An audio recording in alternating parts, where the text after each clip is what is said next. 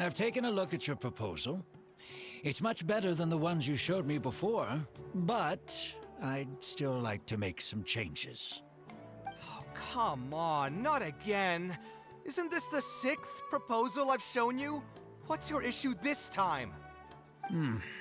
It's a bit hard to put into words, but the design still doesn't look quite right to me. I have to say, that's a terribly vague and unconvincing explanation. Please enlighten me. What would feel more right to you? For starters, don't you think this roof is jutting out a bit too far from the top? It looks almost like the head of a fungus. This door, too. I don't think it needs to be nearly this large. If you could reduce it to around my height, you could use the leftover materials to construct a few more rooms. The roof and the door are the most fundamental parts of a building. If we were to change them, then what would be left of the design? Even if the soul of the building won't be lost, all traces of architectural style would be gone. Anyone with the slightest inkling of architectural knowledge would know to leave them alone. Oh, I understand the principles of what you are saying, of course, but the truth remains that I'm still a bit unhappy with the design as is. Is there anything else that you can do? Oh, actually, I just got an idea. Can we get rid of all the extraneous sections on the roof, so the whole design will just be one vertical structure, similar to that of a tree trunk? What? Don't architects often say that symmetry makes everything more balanced and pleasing to the eye? This way, the proportions will be completely balanced. I really don't know how you managed to come up with such a ridiculous idea. Wait, don't tell me. Someone hired you specifically to commission me and put me through the ringer? Come to think of it, though, I really don't think I've gotten on anyone's bad side recently. Anyway, that's it. I will not be working on this commission anymore. Goodbye. Maybe you can find yourself some other genius who'll be able to satisfy your demands. Hey, young man, please wait! Oh.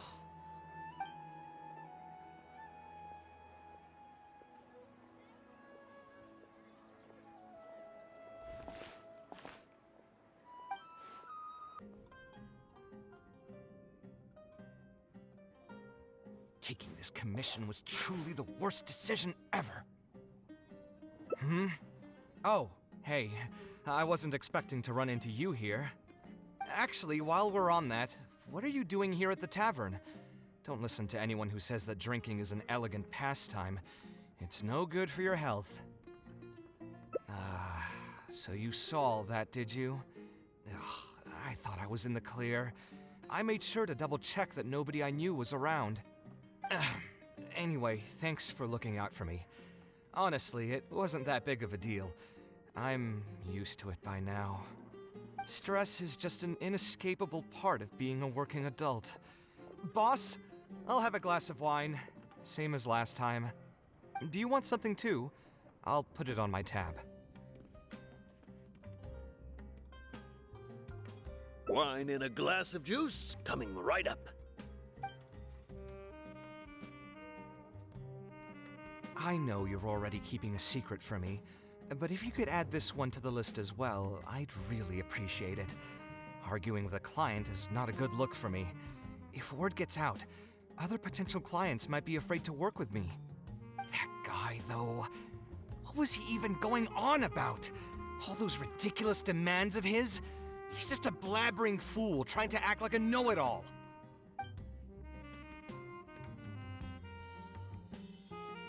Another glass, please, boss. I'm not leaving today till someone has to carry me out. You've got it, sir. I gotta say, though, it almost feels like you're saying that every other day now. It really is every other day that you'd run into a client who knows nothing about construction requirements or architectural style. If this was in the past, I'd never have gone through 6 whole drafts trying to accommodate the client's preferences. But perhaps getting used to this just means that I've grown numb to it. I've worked on so many projects since graduation. and none of them have been approved at the first pass. I would spend a lot of time altering my designs, and by the time the clients were finally satisfied, all my passion and enthusiasm would be gone. It feels like I'm straying further and further from my artistic vision with every change I have to make. I suppose, though, that just sticking to your guns and completely disregarding other people's feedback would also not be a good thing. All of this makes for a real paradox, one that particularly crops up in my work, too. In the end, what is the true meaning of art? Should I see it as a divine gift of inspiration from the gods, or an expression of the light of my own wisdom? Here's your drink. How are you already spouting nonsense after just one glass? Your tolerance is usually much better than that. Boss, what do you think is the meaning of art? The meaning of art? Really, my friend, who in Sumeru understands art better than you? Anyway, I don't know about art, but I do know that I'm interested in business, and some patrons are waiting to be served. So, you'll have to excuse me for now. Just holler if you need anything. What do you think, traveler? Exactly. So our thoughts on the meaning of art are rather similar. In Sumeru, and especially Sumeru of the past, the arts are not a popular discussion topic. Trying to talk about the arts is basically the key to killing any conversation. It's too bad that I'm not in my best form today. Otherwise, we could have talked about this for a little longer.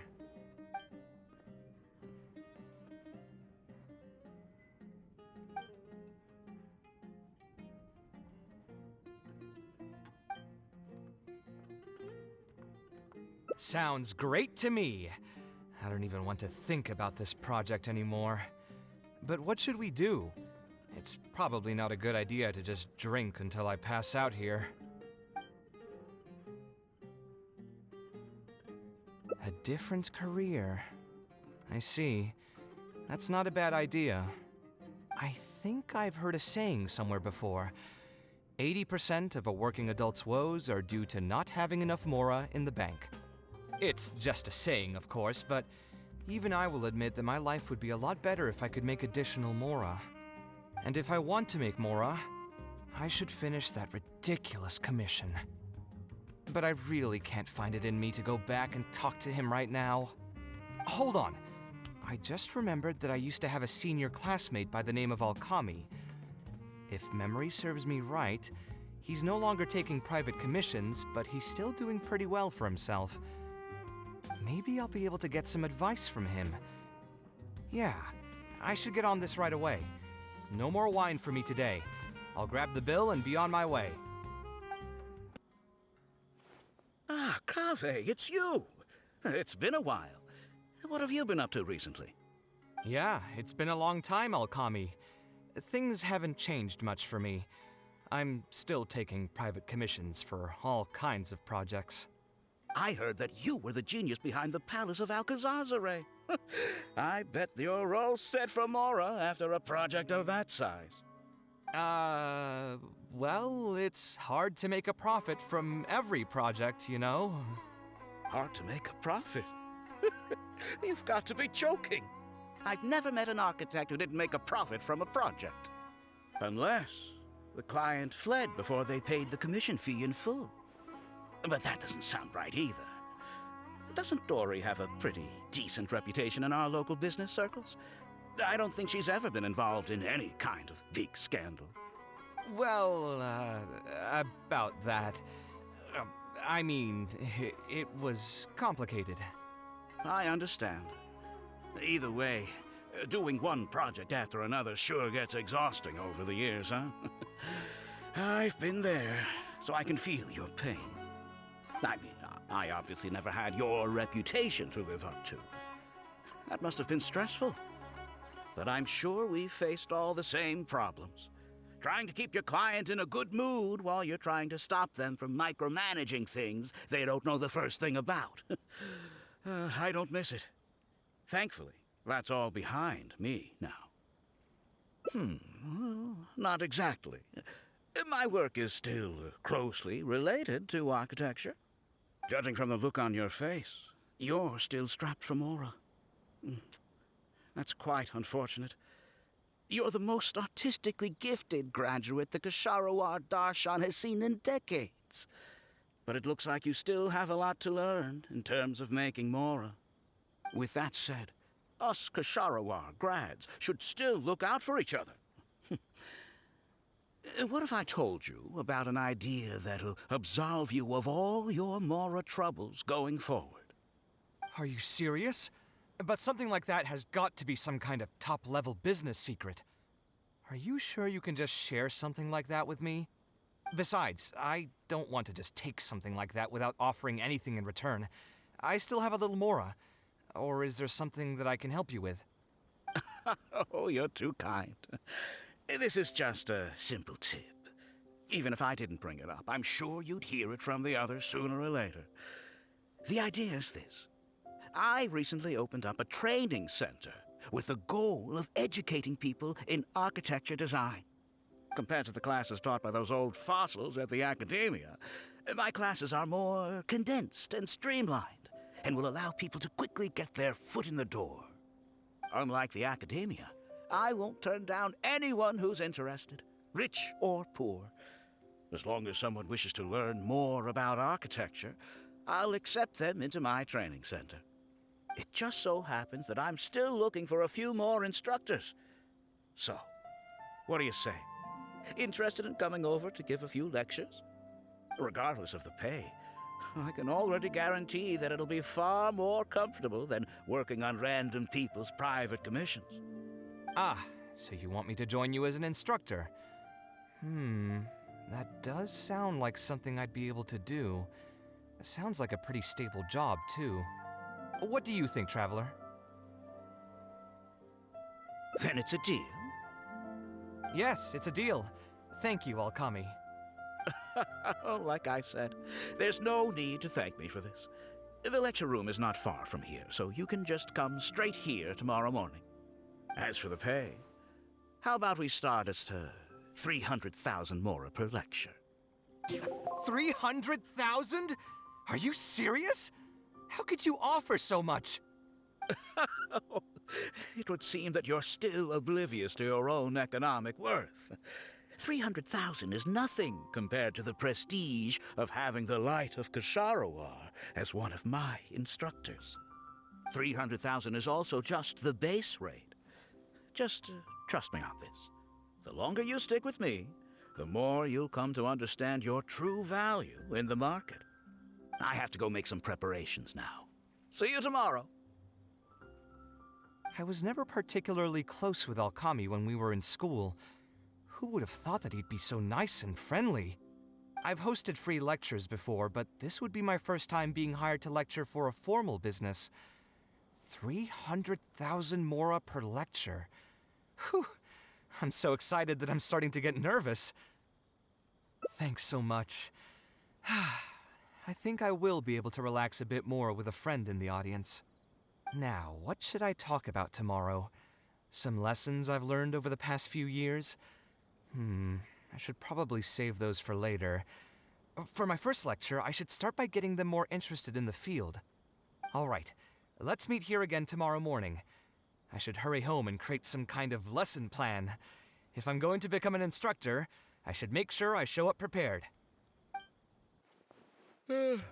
Oh, I didn't expect you two to get here so early. I was up last night preparing for the lecture, but I ended up getting so excited that I couldn't fall asleep. Here, I've prepared a lesson plan. Do you want to take a look? Lesson plan?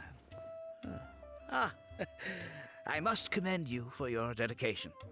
But the training center has already developed its own set of teaching materials. Instead of using your own plan, you can just use what we have here. Of course, you're always welcome to work in some of your own content to add some fun and flavor. Sure, be my guest.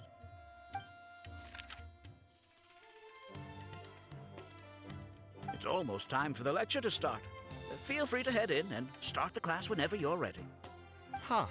So you've already developed your own set of teaching materials. Seems like I won't need the stuff I've prepared after all. Anyway, shouldn't be a problem. I'll just go ahead and use your materials. There's something else I want to ask, though. This isn't going to be a large class, is it? No need to stress. There are only 20 people in this class. There are 14 classes at my training center. Out of all of them, the first class has the best grades, so I've directed them to you. We'll see how well they take to your lectures. 20 people, huh? All right. I think I can handle that. Oh, and one last thing. In the interest of keeping a quiet learning space, only instructors and students are allowed in the classroom when class is in session. I'm sorry to say this, but your friend will have to wait outside while you teach the class. Sorry about that. I'll meet you at the door when the class is over then.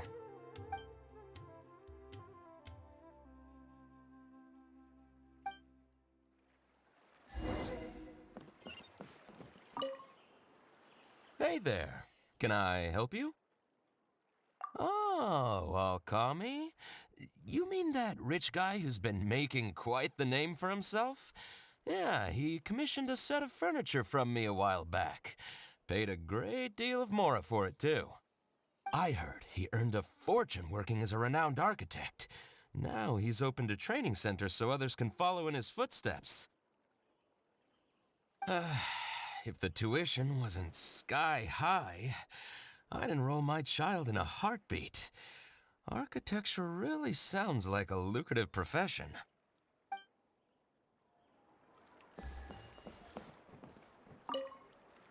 Did you hear? Alkami recruited Kaveh to be an instructor. I bet that'll boost his enrollment numbers.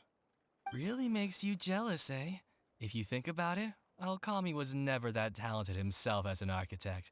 If we're just talking about professional skill, no one would pay for a class with him. That's true, but you've got to admit, his advertisements are really effective.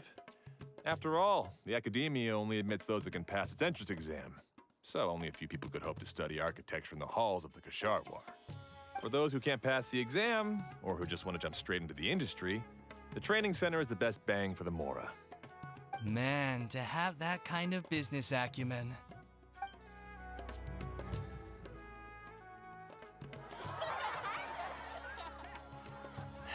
All right, everyone. There's no need to be nervous. Class is over, so we can just chat for a bit. I shouldn't have lost my temper during the lecture. Did I scare anybody? No, you weren't scary at all, Mr. Kaveh. We were just a bit lost and didn't get what you were talking about. Oh, don't get me started. I was trying to use Alkami's materials, so I flipped through some pages and gave them a closer look. The more I read, the more upset I became. Alkami may fool an amateur, but he can't fool anyone who's active in our profession. The materials he made are completely useless for teaching real architecture. In my opinion, the most important skill of an architect is their ability to craft a design. In other words, they must be able to conceptualize ideas. There are tens of thousands of buildings in the world, as well as a countless number of architectural styles. Some designs emphasize aesthetics, while others prioritize practicality. The architects who can critically evaluate the quality and fit of different designs are those who can come up with great designs of their own. But you won't get any of that from the teaching materials they're using here. All these students are doing in class is rote memorization of existing designs. They are learning nothing about the underlying principles. How can they expect to become real architects? When they're done with this class, all they'll become are dilettantes with a pitiful smattering of architectural knowledge. But, Mr. Kaveh, we didn't really understand anything you said after you threw away the materials either.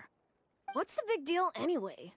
It's not like we're looking to make some works of art. We just want to make some mora. You're studying architecture to make mora? Yeah. Why else would we be studying here? My biggest dream is to become someone like Mr. Alkami. Once I finally make my fortune in architecture, I'll be able to buy anything I like. In that case, I'm afraid you'll probably be disappointed. The reality is that the work of an architect is very difficult, and the pay is not lucrative at all. Believe me, I'm a perfect example. But how? Mr. Alkami just told us last night that you made a killing by building the Palace of Alcazarzare. He also said that as long as we graduate from his class, waves upon waves of people will reach out to us with private commissions, and we can just sit back and wait for Mora to fill up our pockets. It won't be long before I can put these miserable days behind me. Come on. And you all believed everything he said? But Mr. Alkami is really rich, isn't he? You... It's pointless trying to argue this with you right now. You've already filled your heads with pipe dreams. Let's go, Traveler. Let's hear about Alkami's true plans from the man himself. What's wrong, Kaveh? You look quite flustered. Did one of my students offend you? Were the students not astute enough for your liking? I must implore you to go a bit easier on them. After all, they're nothing like the genius scholars you're used to dealing with at the academia. We don't need to strive for perfect understanding. As long as some knowledge has been passed on, that's good enough. Yeah, I'm mad at them, but I'm even more upset that you're scamming people under the guise of teaching them about architecture. The students are all here hoping for a quick way to make money, but we both know that an architect's life is hard and exhausting. Just a little while ago, I was toiling over the 6th draft of a design for a client. If your client is unhappy, you can't break ground, and the longer a project goes, the longer it takes for you to get paid in full. What's worse, if your client disappears in the middle of a project, good luck getting anything from them ever again. You know all of this just as well as I do. Why lie to them? Look, Kaveh, you may be the light of Ksharawar, but like I said, you still have a lot to learn about making Mora. You may deny it all you want, but it's a fact that in today's Sumeru, architecture is a terrible profession. Our clients care very little for the effort we pour into our designs.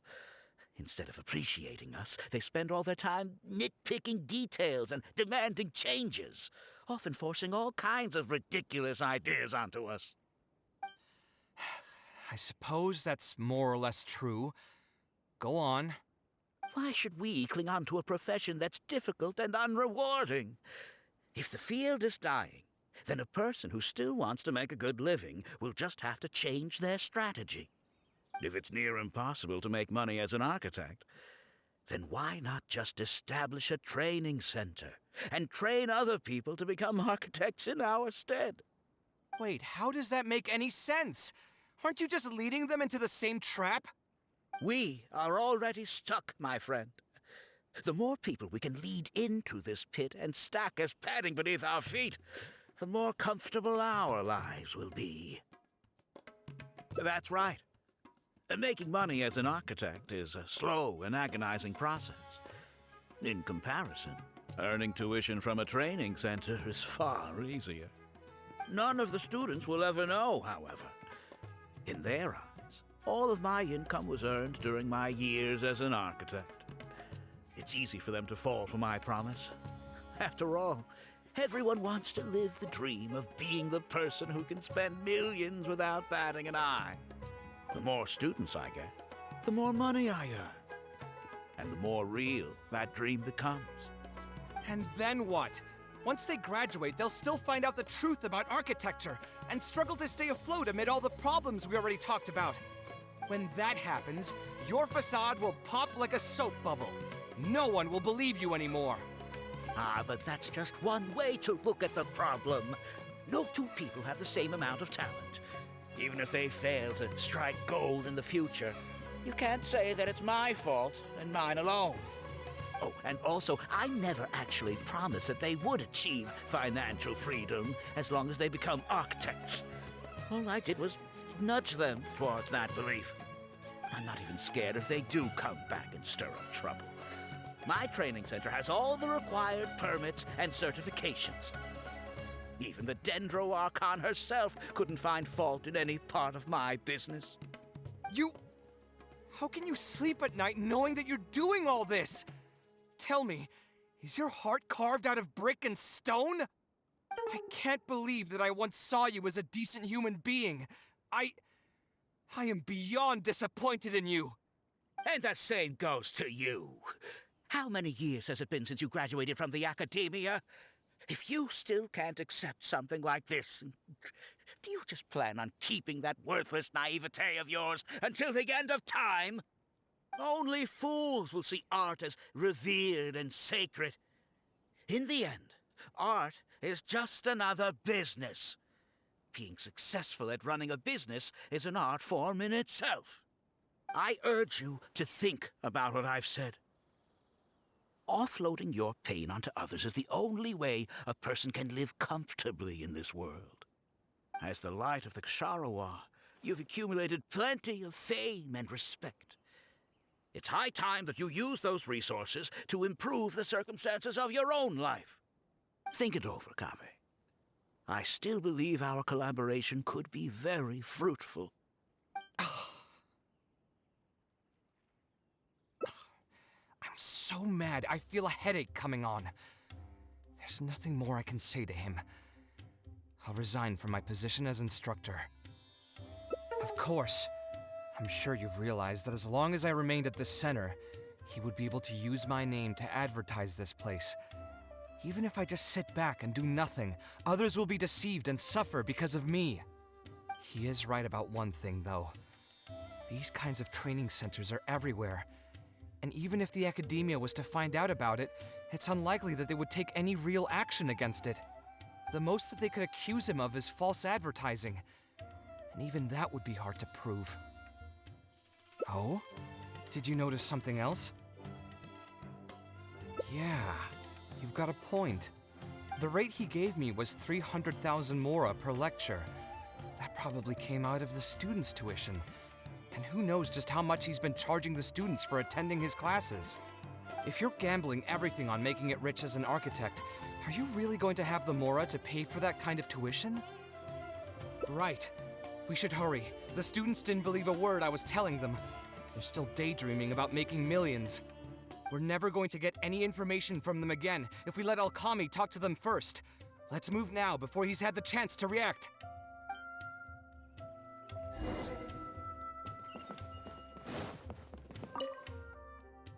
Oh, Mr. Kaveh? What are you doing back here? Class finished a while ago, but you're still here. Why haven't you gone home? I wanted to stay for a little longer. I'm still thinking about everything you taught during the class. Even though a lot of it went right over my head, I still thought the houses you drew were really pretty. Of course they were. All the examples I drew were world-famous landmarks. Each one was the magnum opus of a celebrated architect. It's a good thing that you could recognize them for their beauty. The accumulation of knowledge is the first step to artistic expression. Instead of rote memorization, you should try to relate and to understand, and after that, try to resonate with the work. Resonate? Yes. When I first got into architecture, there were many things about it that I couldn't understand at all. I would find a building to be beautiful, but have no idea what made it so good. And for most people, just being able to admire a building is enough. To become a good architect, however, you must also learn to assess and appraise. Going from admiration to assessment will take a lot of time and specialized knowledge, and I'm afraid that some superficial speed training won't be enough to take you there. Just as I thought. Becoming an architect won't be as easy as Mr. Alkami made it out to be, right? I'm sorry. I'm not trying to crush your dreams. All I want to tell you is that an architect's life is not as carefree and easy as others may make it out to be. I understand. Thank you for telling me the truth, Mr. Kaveh.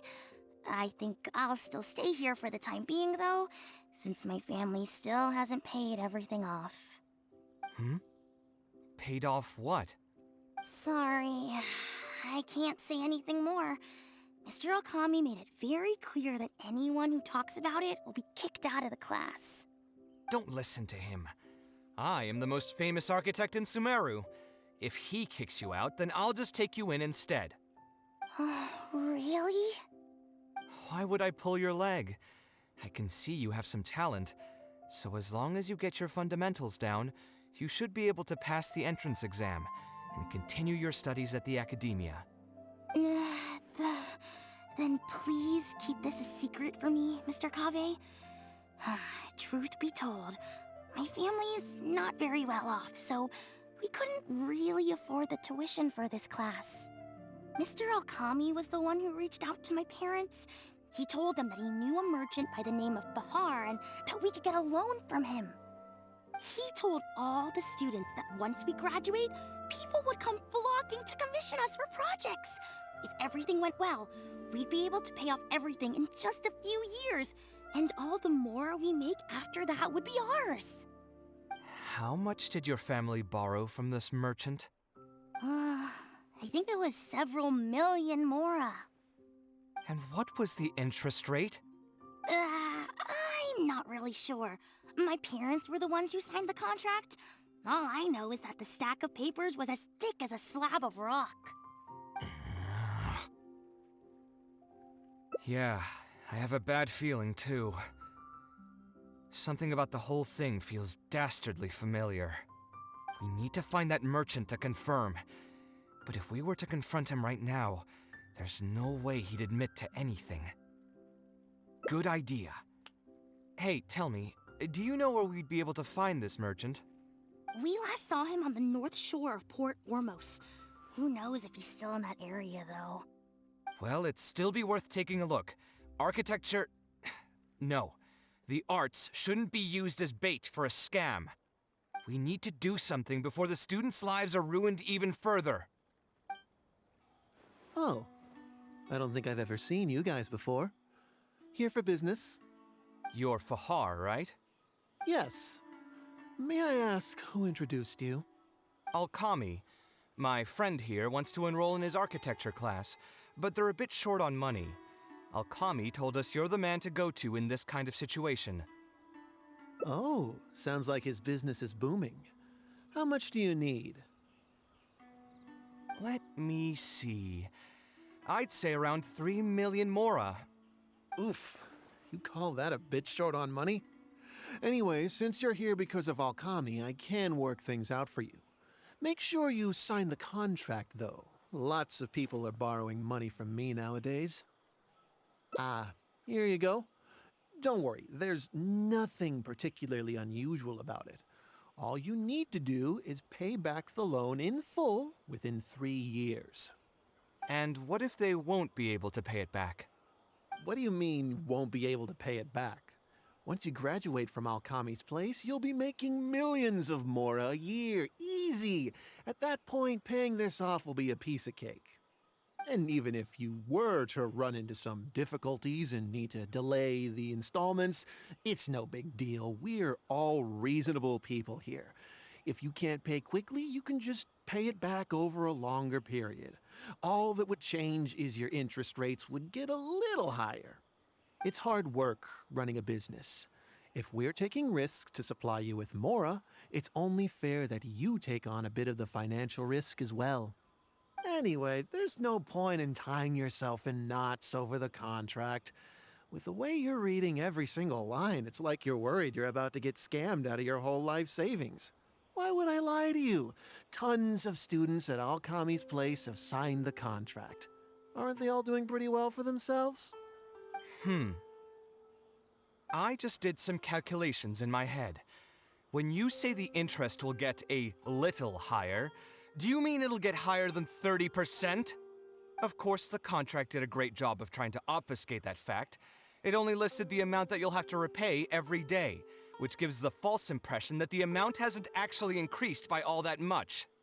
If you actually do the math, however, it's clear that the amount you need to pay on interest alone will amount to hundreds of thousands of mora per year.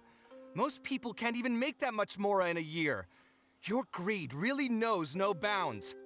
Even my creditor doesn't dare to raise rates that high. Once a family's signed on to a scheme like this, there's no getting out! What are you trying to say, huh? I figured something was off when two well-dressed people came looking for a loan. Think you got the better of me? Too many people are sticking their noses where they don't belong these days. Luckily for me, though, this is a pretty secluded spot.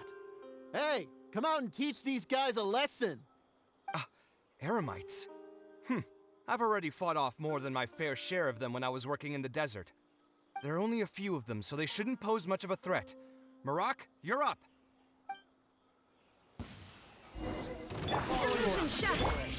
Stabilize.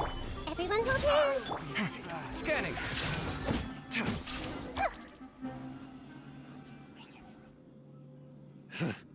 Who are you and what do you want? I don't think we've done anything to hurt or offend you, so why go this far to destroy my livelihood? Debt has the power to upend your whole life. I know very well just how miserable living in debt can be. But my debts are the culmination of many different factors, and my interest rate is still somewhat reasonable. As long as I continue to work with my situation in mind, my debts will eventually be paid off. But these students are different. They have neither the mental preparation nor the financial resources to pay back a debt like this. You sold the dreams of becoming an architect to the students as bait, urging them to take on insurmountable amounts of debt to satisfy your greed. Ha! Everyone knows there's no such thing as a free lunch. It's their own fault for falling into the trap. And if we're going to talk about greed, aren't those students the ones who are blinded by it? They completely ignore the risk that's right there in front of them. Ha! And here comes the silver tongue. Surely you use that to reel in the students as well. Even now, many of them are still hopelessly dreaming of striking gold after they graduate. People grow by learning from their mistakes. I hope this will be a valuable lesson to them. Let's head back to the academia and turn this guy over to the Matra. They should be able to link him with Alkami's business.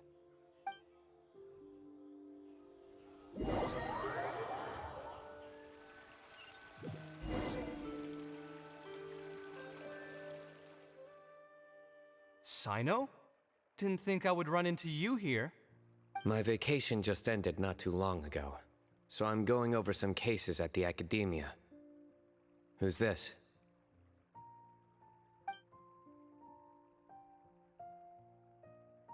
I see. Charging an interest rate over 30% indeed constitutes a crime. As it is highly likely that Alkami is also benefiting from this scheme, the Matra will open an investigation on him as well. The training center will be closed until further notice. Any funds we manage to recover from the suspects will be returned to the students. It's unclear how much we'll be able to get back, however, given their extravagant spending. That should still be enough. Once the students realize the error of their ways, they won't fall so easily for such traps in the future. Anyway, thank you for your help. I hope this won't be too much trouble for you. It's no trouble. Just another day at work. How did you two get tangled up in this anyway? Did you accept any mora from him? He promised to pay me 300,000 mora per lecture, but I resigned as soon as I finished the first session. I didn't take a single coin. Ah, that's good. What do you mean, that's good? Would you have taken me into custody as well if I had actually accepted any mora? I wouldn't have gone that far. But, had he insisted that you were also an active participant in his schemes, under our rules, we would have been required to open an investigation on you as well. Either way, though, I believe you are innocent in all of this. Had you actually been alright with making money through less than noble means, your life wouldn't be the mess it currently is. Hey, what was that? What do you mean my life is a mess? Never mind. Your life is fine. You're just messing with me now, aren't you? Let's get back to business. If Alkami's case can be successfully resolved, you'll be eligible for a monetary reward from the academia. Don't forget to pick it up after the fact. Huh. I didn't even know there was such a thing. I never would have guessed. What I'm trying to say is that we didn't report Alkami because we thought we could make some more off of it. The reward will be given regardless of your personal motivations. It was implemented with the intent of encouraging people to supply tips to the Matra. Fine. Is there anything else? I want to go back to the training center one more time and talk to some of the kids. Sure, but you should wait until tomorrow. My subordinates will shut down the center today and summon the students to gather information on the total amount of Mora they've lost in the scam. All right, then I'll stay out of their way. I can talk to the kids tomorrow. I have a few other things to take care of, so I'll be off for now. If you want to follow up on this case, just come find me again. Or ask one of the Matra. That should finally be the end of that. Oh, who would have thought it would turn out like this? All I wanted was to find a new gig and earn some Mora. To think Alkami would sink this low, it still makes me really upset.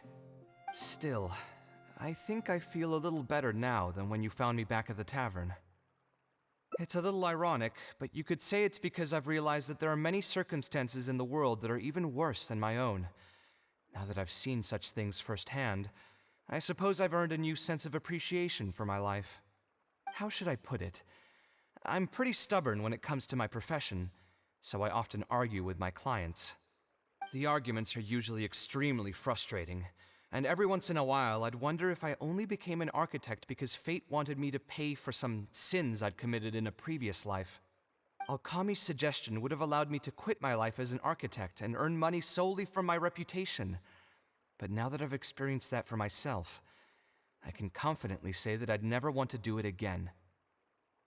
Every scholar has their own sense of pride and a line that they don't like to cross. Of course, when faced with the vicissitudes of life, some will surrender these things to seek a more comfortable life. I can understand that. Just speaking for myself, though, I don't think that's something I'd ever be able to do. The voice in my heart would just keep repeating one thing. The moment I turn away from my dreams would be the moment my career ends. If I stopped devoting everything to my creative activities, I'd be able to lead a more comfortable life, but at the same time, my sense of intuition and understanding for the arts would also begin to degrade. At that point, any materialistic ease I may have gained in life would just become another form of torment. In comparison, my current life comes with its share of difficulties, but at least I'd never have to deal with that kind of existential reckoning. I appreciate it.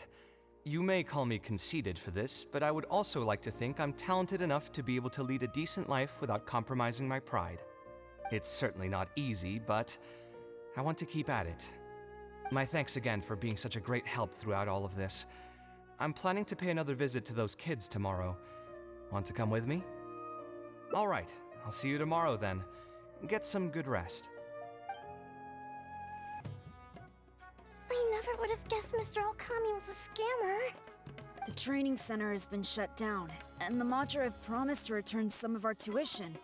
But we've already spent so much time on this class. What should we do next? Mr. Kaveh said we can keep working on our fundamentals and try to get into the academia. Ha! Easier said than done.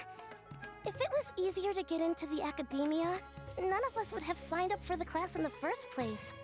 Only the best of the best can get into the academia studying on their own. Mr. Kaveh might be willing to teach us. Why? What reason does he have to stick around? So, you're the only ones that showed up today, huh? Huh? Kaveh's here! Now, that's Mr. Kaveh to you. I'm here as your instructor, so let's keep things a little more proper. I'll keep instructing you for a while longer. You can pass on the message to the other students. As long as someone wants to come, they can join the class. Oh, also, I'm usually pretty busy, so I'll only be able to teach architecture fundamentals on my days off. Another disclaimer, I can't promise that you'll all be able to understand everything I'm going to teach. Architecture is not an easy profession. Aesthetics aside, even the basics of safe design can already be a handful for most people. If you want to design safe buildings, you'll have to go through a systematic study of structural engineering. And just as a heads up, all of this will be a huge step up from the superficial stuff you were learning before. It'll take both talent and perseverance to get through the course. I don't want to hear anyone say that I didn't warn you. We'll try our best. It seems some of you are really serious about this after all. All right, everyone, pack your stuff up. No need to prepare much for today's class. We're going to go on a quick field trip. You'll know once we get there. Come on, let's get going. We'll be off once everyone's grabbed their pencils and sketch pads.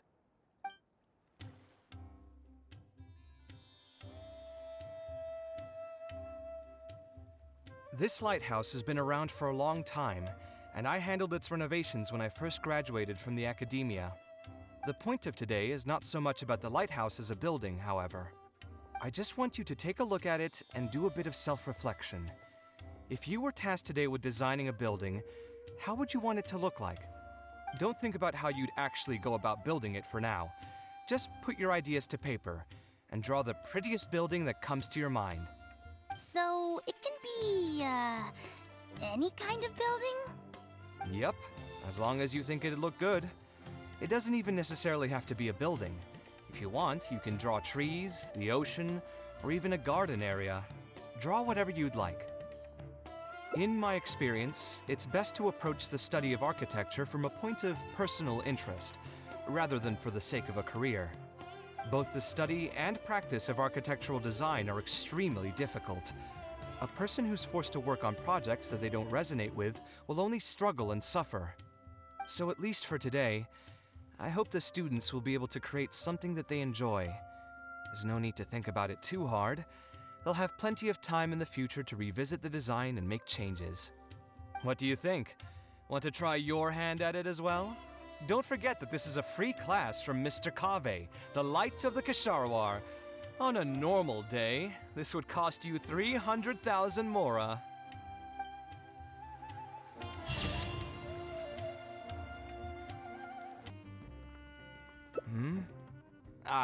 Thanks for offering, but you've seen how he is. He's not going to listen to anything I say.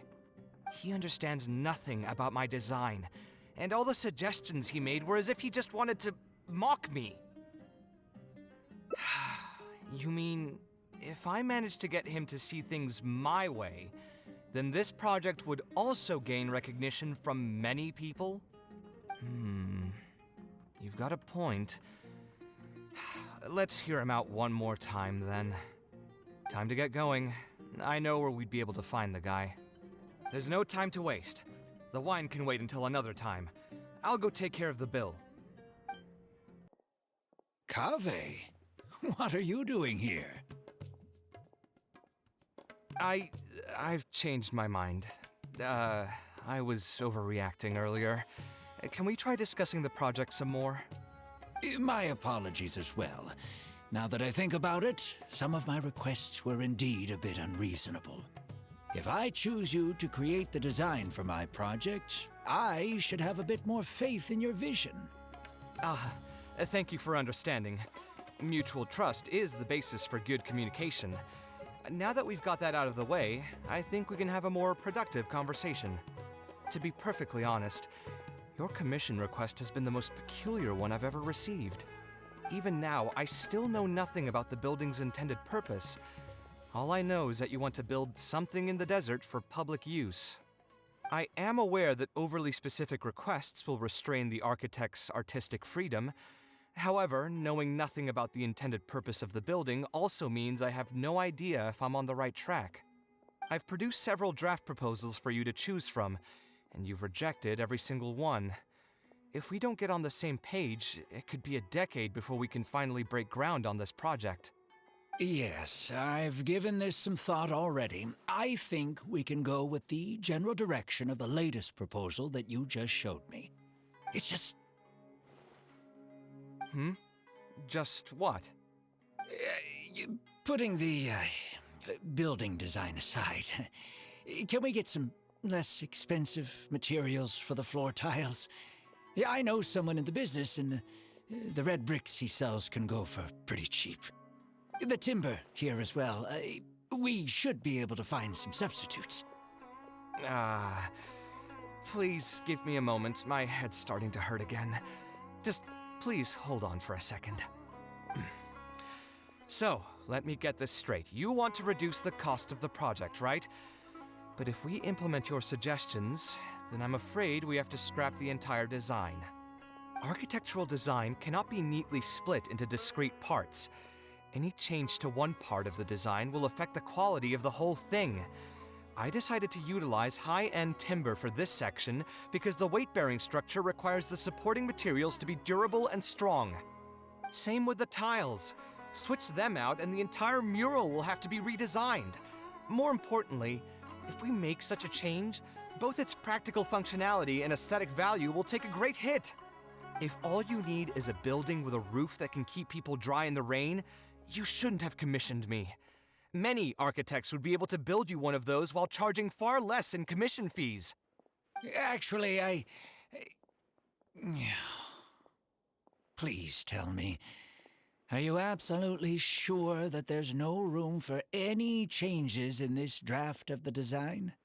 I think the most important thing for me is to understand what you would actually like to get.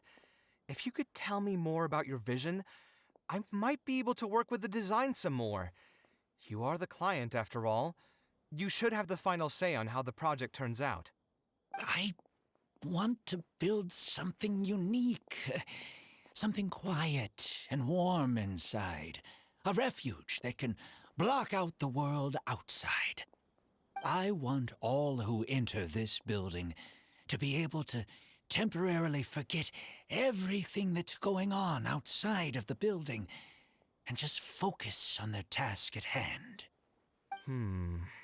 That's a bit more information than last time, but it's still extremely vague. To put it another way, every rich person who wants to build a mansion for themselves would request something like this. We've gone through many proposals, and this draft is already the cheapest one. Cutting costs by substituting building materials will not only detract from the overall effect of the building, it also won't save you much more in the grand scheme of things. Thank you for giving it so much thought. Please give me some more time to mull over the budget. I'll get back to you once I've figured out a solution. I still have a few business meetings that I must attend, so I'm afraid I'll have to leave for now. You can just leave the proposal as is. I'll get in touch once I've given it some more thought.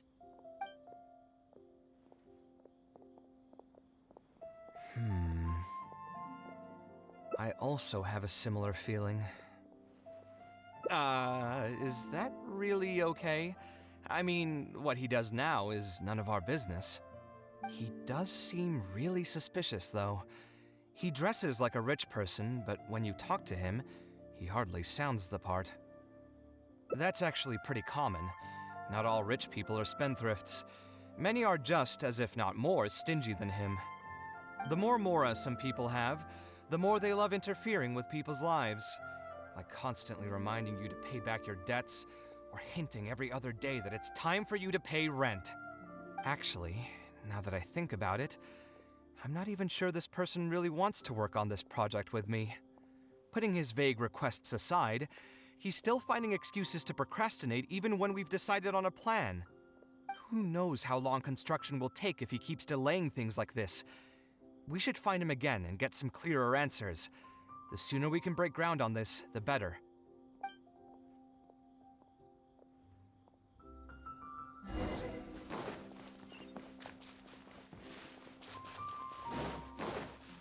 Huh? Where did he go? I could have sworn he went this way. Let's keep looking.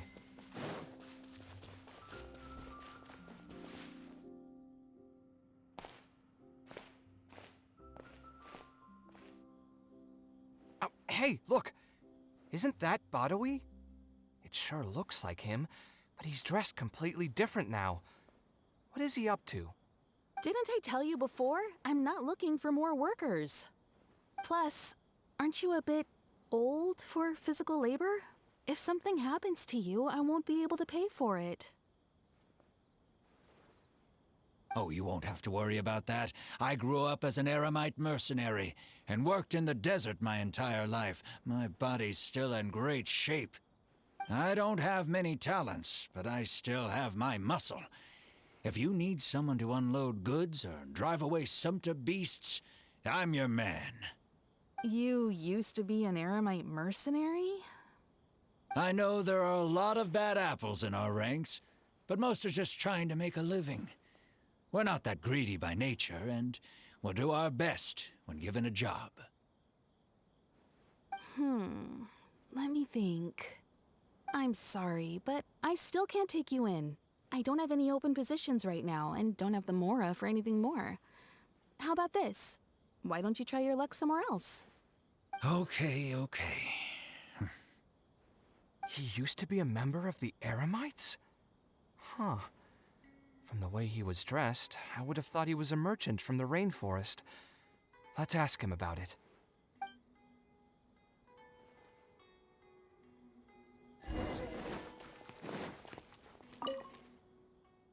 We meet again.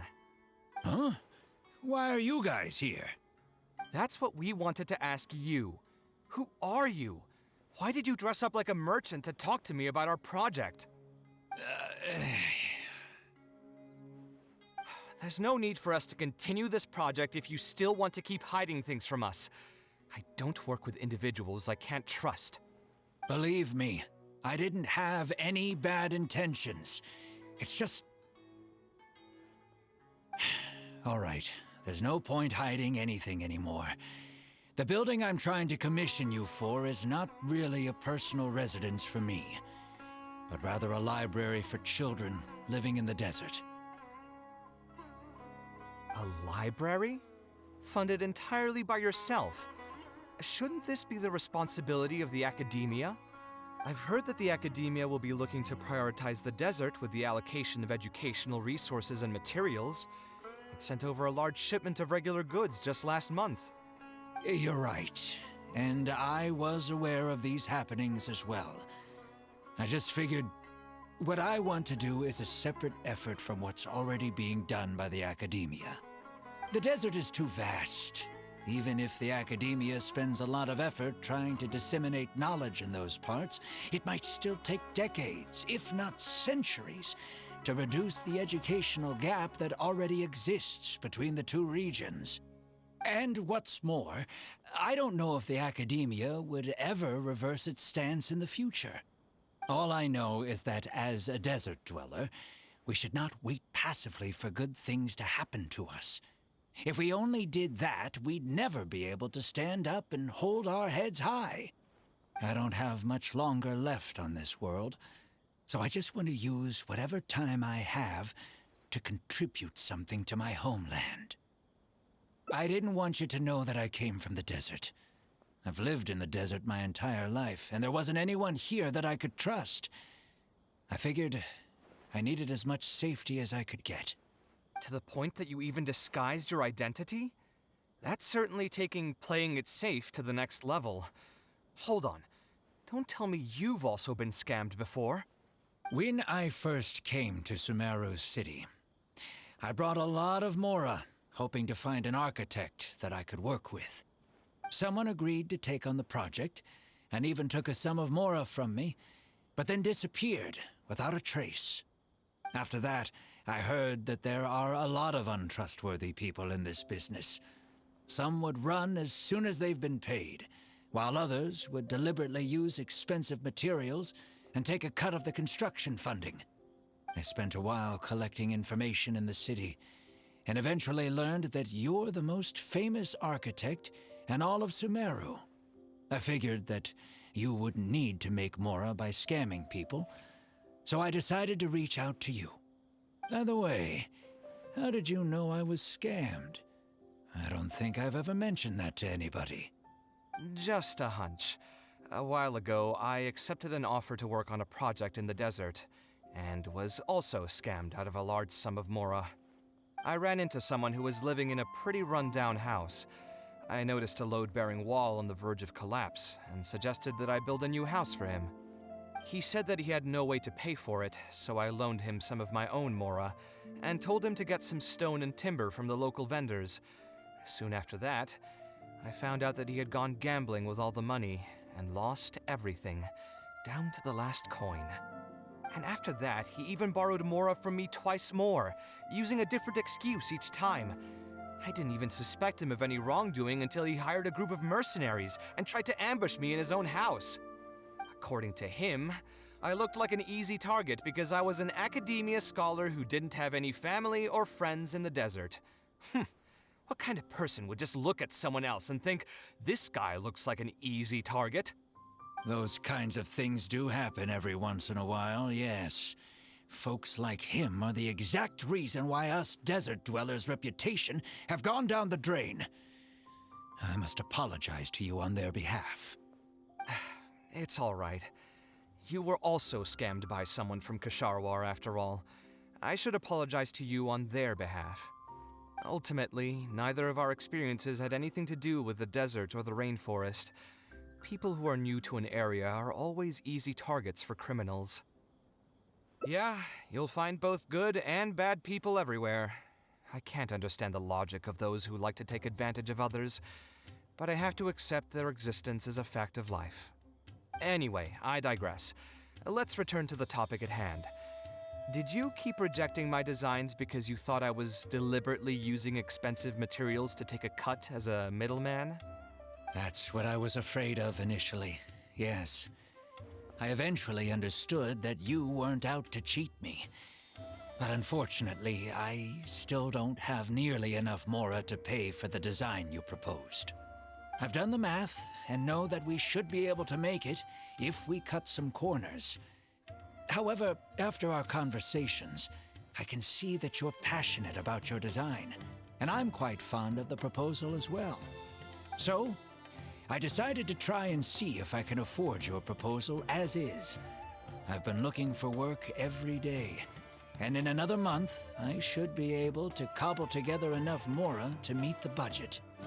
By cobble together, you mean you're going to spend your entire life savings on this project? But then, what will you do if something unexpected comes up, and you find yourself stuck with no emergency fund? To be honest, I haven't really thought about that. I mean, when you've lived to be my age and something happens, you can't really call it unexpected anymore. All I want is to build this library before I leave this world, so that the children of the future would have some books to read, and the desert dwellers would be able to learn their letters and pick up some practical knowledge. A while ago, I heard that the academia had decided to recruit a number of exceptional children from the desert. Of course, this is welcomed news. But as someone who spent their entire life in the desert, I still have a few concerns.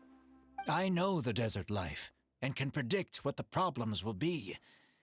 Many children from the desert have had neither the interest nor the proper environment to learn. So even if the academia would take them in, once they enter the halls, they might find themselves surrounded by other children who look and act very differently from them. And as a result, they might become socially isolated. Yes, I can imagine that. My father passed away at an early age. Even though I had a good number of friends during my years at the academia, for some time I still sensed many critical looks in my direction. I'm sure a child coming all the way from the desert will have an even harder time. But let's bring this back to the building itself. I think you said that you want this building to be quiet and warm, with its doors serving as a solid barrier to block out the sound and fury outside, and allow one to focus on the book in their hands. Building it according to the current plan will be quite costly. Even if I don't charge you any commission fees, I don't think we'd be able to keep it under your budget. Any ideas on what we can do? A slightly different style. Give me a minute. Most architects would probably prioritize cutting costs and removing extra features in this situation. Indeed, converting the building into a simple bungalow would solve most of our problems. However, I do not think this would be the best solution. While it's true that the aesthetic value of a building is often viewed as an afterthought, neglecting it has some long-term negative consequences. It is especially undesirable in this situation, as the library will serve a high number of children, many of whom would have never been exposed to structures that may be considered elegant or beautiful. To completely give up on the more aesthetic design would mean stripping the children of an opportunity to appreciate the beauty of architecture. I share Badawi's sentiments in wanting to preserve a more complex design. However, if we can reduce the ornate aspects of the design while maintaining its fundamental elegance, which is to say we won't touch the arches and stone pillars but make changes elsewhere, this is definitely a first. To make up for the loss of regular details, we would need to put a lot of extra effort into the layout, lines, and color. I see. Would that really be okay? It just increases the difficulty of the design. You should feel lucky that out of all the architects in the city, you chose to approach me. Most of the others would have given up on this project by now. As for inspiration, I think I might have something in mind, but I'd need to visit the site to make sure. Where do you want this place to be built? Tell me the exact location. Aru Village. Although it wasn't my childhood home, I think it'll be the best site for such a building. Okay, then we can pay a visit to Aru Village. Is there something I can do for you? I've already caused you a lot of trouble before, and now you're revising the design again because of me.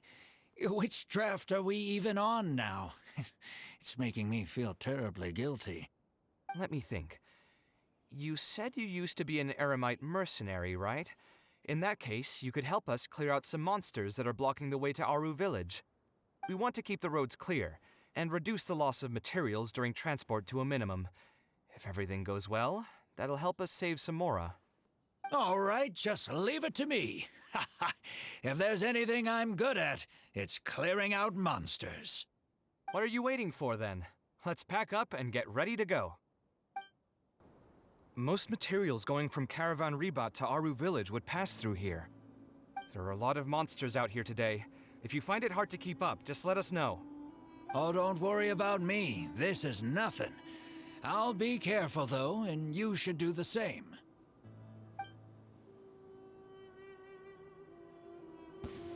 Sight clear! Shine down!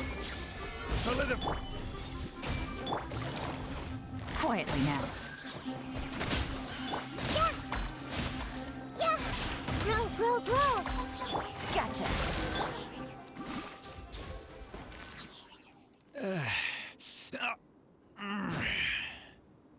I'm fine. I've spent my entire life fighting these kinds of monsters in the desert, after all. They won't get the best of me.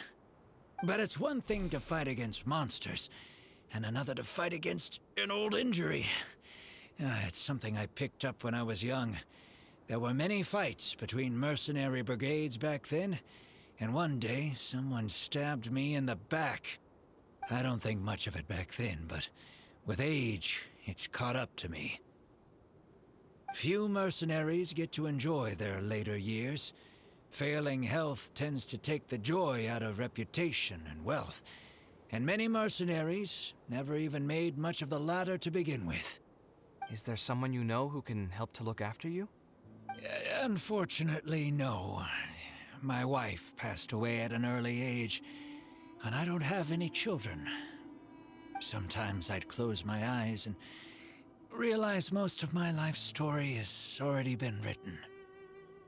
I have many regrets about my past, but at the same time, I also know that there were never many options for me in the first place. I joined the Eremites when I was young, and won many battles with them. My survival was more a matter of luck than actual ability. If at all possible, I want future children of the desert to have some more options in life. I don't want them to turn out like me. My apologies. The older we get, the more we tend to ramble. Seems like we've already cleared out most of the monsters. Let's hurry over to Aru Village.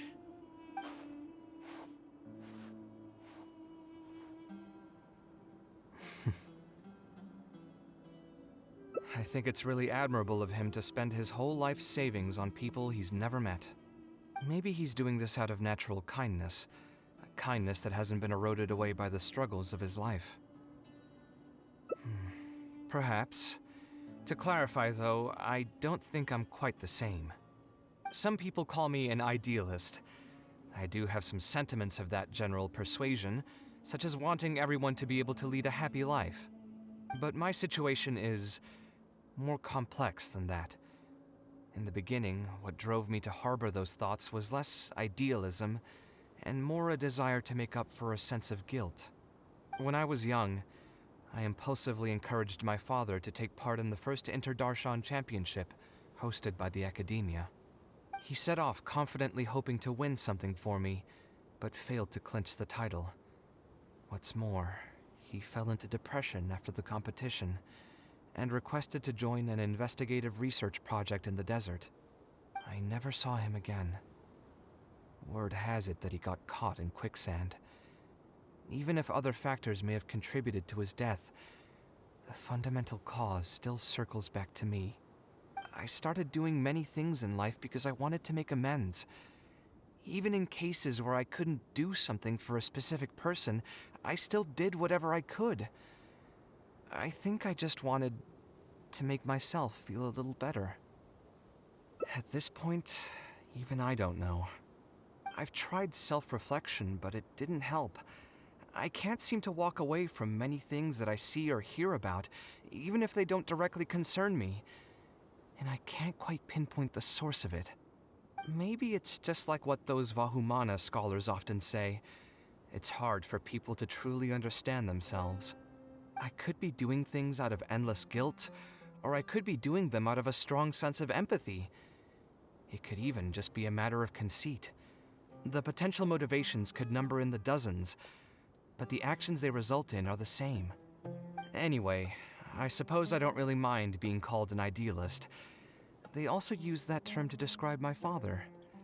It seemed to carry fewer connotations back when he was around.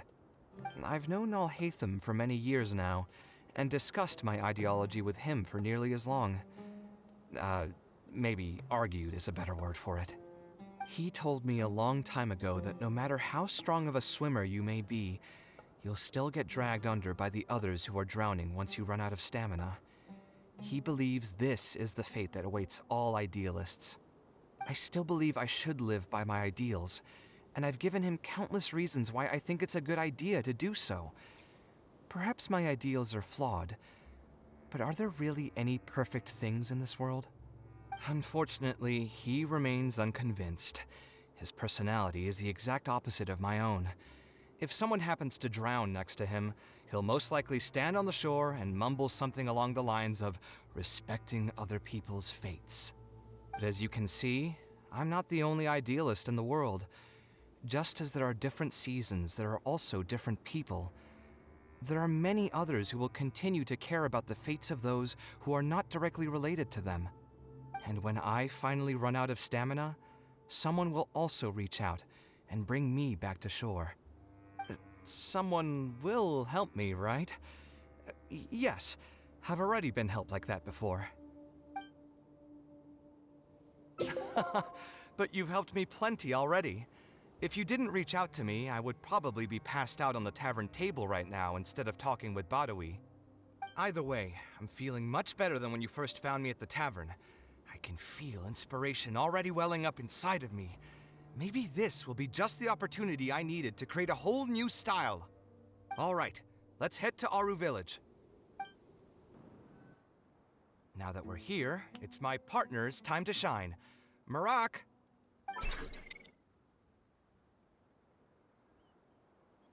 Oh, what's this? My toolbox. I built it using an ancient mechanical core. It's not too smart, but it's super useful and can help me with a variety of tasks. I'll take Marak and find a suitable location for the building. Once that is done, I'll get to work on a few designs. Traveler? Ah, you know each other? Hello. I suppose you must be Kaveh from Kasharawar. I've heard of you before. My name is Sataria, and I'm currently the person in charge of promoting educational assistance programs here in the desert. Educational assistance programs. Then you must be familiar with the local conditions here. I can't say I'm too familiar just yet, but if you have any questions, I'll try my best to answer them. I've been commissioned by Mr. Badawi to build a library in the desert. We've settled on the general design direction, but we are trying to finalize some details based on the conditions around the intended location. A library? Do you intend to open it to the public for free? That's right. I want to make sure the children will have books to read. That's fantastic! I'm sure the children will be thrilled. Right now, we don't have access to many paper books or a quiet place to read. Truth be told, this very thing has been keeping me up at night. Let me get straight to my questions then. Can you estimate the number of children around here who'd be interested in reading? Besides the usual noise of village pedestrians, are there any other sources of noise in the village? Oh, and have any landslides occurred here recently? And also, where are the spots around the village that have been most affected by wind and erosion?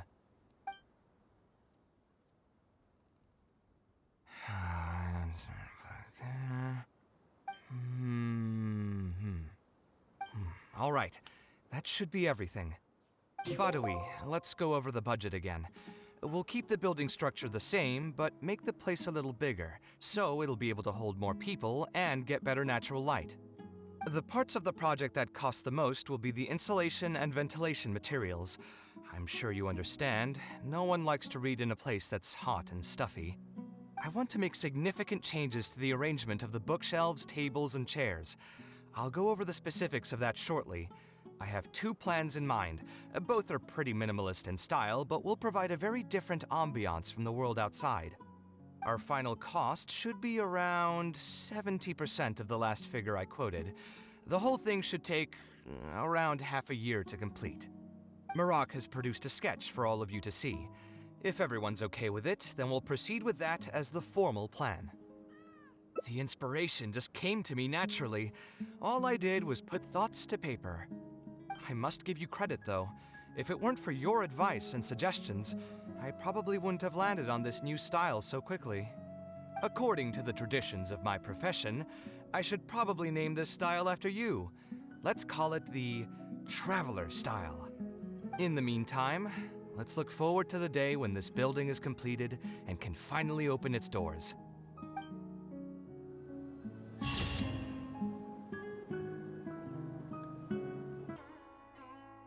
Sponsor the project? You mean convince wealthy merchants to join our cause and pool their money together to build the library? That does make sense.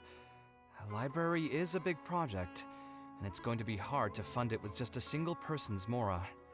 What do you think? If we can find others to sponsor the project, we could potentially increase the size of the building 2- or 3-fold. It's all fine with me, but where do you think we'll be able to find these sponsors? Well, you're right. If I really think about it, I'm not too familiar with many big-name merchants. Her? Hard pass! With her shrewd and greedy personality, she would never put Mora into something like this. Now there's an idea. She probably won't say no if all she'll need to do is to make some introductions instead of spending Mora. Let's go and pay her a visit. Oh, now here are some unexpected guests. What brings you to the Palace of Alcazar's Ray? When I saw Kaveh, I almost thought it must be that time of month again. Sadly for me, I must wait a few more days before I can collect my shiny Mora. Hey, can't you think of something else for a change? You are literally living in an objet d'art, and yet your mind is still fixated on nothing but Mora? What is the point of wealth, anyway? Is your happiness entirely dependent on your hoard of cold, emotionless Mora? That's exactly right. Mora is extremely valuable, you see. If you don't keep your mind on it, your Mora may just find its way to somebody else's pockets. If you ask me, this place is still way too empty. Just give me some time and I'll fill it to the brim with lots and lots of Mora. You're hopeless. Oh, so you have an actual reason to visit me? All right, let's hear it. Merchants? Why? Is there some kind of business opportunity? Oh, I see. So you're just looking for someone to help you fit the bill. Ugh, I knew you wouldn't be interested in something like this. Still, you wouldn't refuse just making some introductions for us, would you? Sure, I can connect you with some folks, but with every service comes a fee, you know. A fee? You mean just for introductions? Of course! Making introductions means using my connections and putting my reputation on the line. Why wouldn't I charge a fee for something so important? And since we've known each other for so long, though, I'll give you a huge returning customer discount. How about 500,000 Mora? 500,000? I guess that's okay. But why are you charging a fee before we've even secured any funding? That just doesn't seem right. Besides, by helping us out, you'd be doing a great service to the public. Can't you take your mind off your Mora even for just 1 second and focus on something far more important?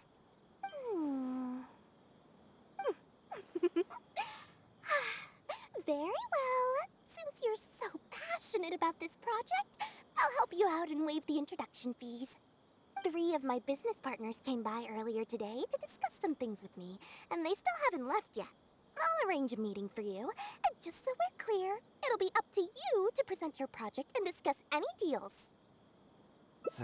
Thank you so much. You can wait here. I'll bring them over to you. Dory gave us a brief introduction about the two of you. You are Kaveh, the renowned architect, and you are the traveler. Practically all of Teyvat has heard of you by now. To be frank, I don't feel like there's an obvious business opportunity here, but since Dory took the time to introduce you, we can spend some time to have a conversation. So, let's hear your idea. All right, here's the situation. I've been commissioned to build a library in the desert, with the intended goal of allowing the desert dwellers to have more access to reading materials. So it's a public welfare project? Correct. Then the commission fees will likely be very low. You should be careful. I'm not too concerned about how much I'll get for the commission fees, actually. I'm fine with doing it for free. I just want to get this project rolling as soon as possible. We're just a little short on funding. So what? You can't possibly expect that we just cover the shortfall for you. Besides, what does a library in the desert have to do with us? If you want to build it yourself with your own Mora. Seems simple enough to me. Hey, there's no need to be so harsh. They are Dory's associates after all. Here, can you tell us a bit more about what we can gain from sponsoring this project? So we'd mostly be doing it for reputation and exposure? There is some value to that. It could make doing business in the desert a bit easier. Well, just speaking for myself, I've got nothing in the desert. I also have a concern. It feels like there's not much to profit from in the short term. But in the long term, the reputation gain also doesn't sound like it'd offset the cost of the sponsorship. Then how about this? What if, instead of building a single library, we commit to an entire complex of buildings dedicated to culture and education? Wouldn't that just cost more? Yes, but in that case... Mr. Kaveh, please tell us what you have in mind. I'll just give an example. If we were to build a library and a school near Aru Village, then the desert dwellers would gradually begin to migrate towards the area. A whole suite of buildings will be able to host more traffic, and thus drive the economic development of the entire area. In turn, that would lead to direct business opportunities. I've been to the desert several times. Although there are still many lingering tensions between the two regions, the amount of interaction has been steadily increasing, and in the long term, the desert will only become more and more important to Sumeru. You do have a point. Education in the desert is indeed an industry that has not been tapped into. If we can be the first to place stakes in the area. And you just believe anything he tells you? Even the greenest amateurs know that urban planning will affect population flow. If you don't believe me, you can ask anyone on the street to confirm it to you. You... Hey, why are you starting to sound like I'll hate them? Wait, something just occurred to me. If we're going to build a library in the desert, Aru Village would obviously be the best place for it. But it seems we're not the only ones with our eyes on the village. I heard a rumor a while back saying a lot of land and buildings in Aru Village have already been secretly purchased by a big-name merchant. What? What? In other words, if we try to join the fray now, there won't be much left for us. If we want to build a suite of buildings focused on education and culture, Aru Village is the prime location. If we want to build it anywhere else, we'll have to deal with a far larger list of problems. It's not impossible, I suppose, but... Then there's no hurry. We can wait for Aru Village to develop more first and get into the market for expansion to other areas. But if you were to do that... Is there nothing else to discuss? Great timing! I pretty much heard all I want to hear. If there are no other urgent matters, I'll be on my way. I'll be off as well. If you have any new ideas, please feel free to reach out. It seems like the others are not interested in funding this, so no point in me doing this on my own. Let's revisit this another time. Hey, guys, wait! Well, what can I say? I guess it went somewhat as expected. They are Dory's friends, after all. As soon as they heard that there's not much more in this for them, they lost all interest. Yeah, it's just another day doing business with people. But I can never get used to that. Those people never think of anyone other than themselves. Looks like we'll have to figure out some other way to get the funding. Let's go. Oh, where did all that passion go from earlier, I take it you weren't able to find a sponsor for your project? Please don't tell me that you're here to mock us. What kind of person do you take me for? Would the kind and generous Lord Sangama Bay really do such a thing? I will say, though, I more or less expected this outcome even before I introduced them to you. You can try to talk up the project all you want, but the facts will remain the same. This project is high investment with slow returns. No sane person would put their money into this. But this isn't just a business project, right? Also, if you already knew no one would want to partner with us, why did you still try to charge me 500,000 mora? You scammer! You might want to remember who your creditor is before you start talking like that, Kaveh. I'll pay back every last coin that I still owe you, but that's a completely different matter. Alright, since you're so devastated about this, I'll set you up for dinner with another big-name merchant. In fact, I'll be inviting the most famous merchant in all of Sumeru, so I'll be counting on your performance. What? Really? I would like to sincerely apologize for my attitude just now. So, where would we be meeting this merchant? Follow me. Oh, I suppose both of you can come.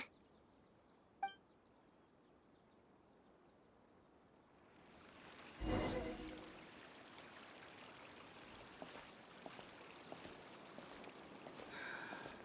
just wish that some people would actually do their jobs.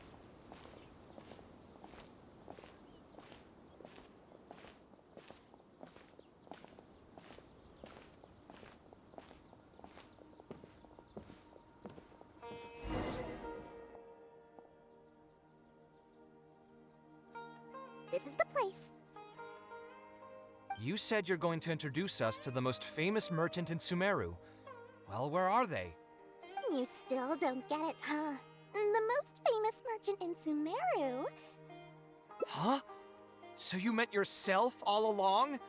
Then why did you bring us here? Well, I've given it some thought, and that complex of education and culture buildings that you mentioned does hold some promise.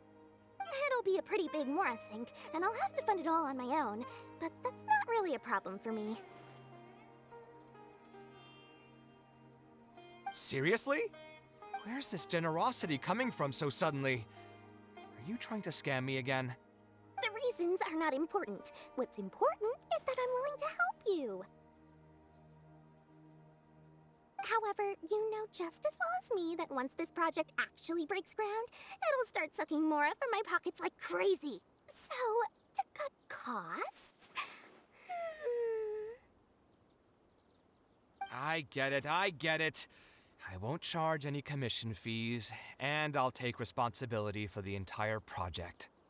Splendid! Then let's sign the contract right away.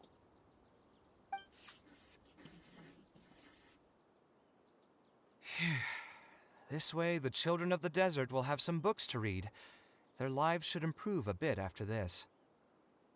Of course, there are a few things better than using my knowledge to help other people change their fates. I must thank you as well, Dory. I used to say you only cared about Mora, which might have been some prejudice on my part. Sorry for that. I will also try to pay back my debts as soon as possible. Now, let's have a quick discussion. Where would you want the library to be built? That will be the most important building. There's no rush. I'll provide you with a copy of the deed when we get back. You can just use the address on the document to find the lot. Huh? The deed? So hold on a sec. The person who has been buying up everything around Aru Village was you all along? Oh my, did I not tell you about that? Yep, yours truly has been buying up all the land. I must thank you for bringing your ideas to me. Before our conversation, I had no idea what to build on all those lots.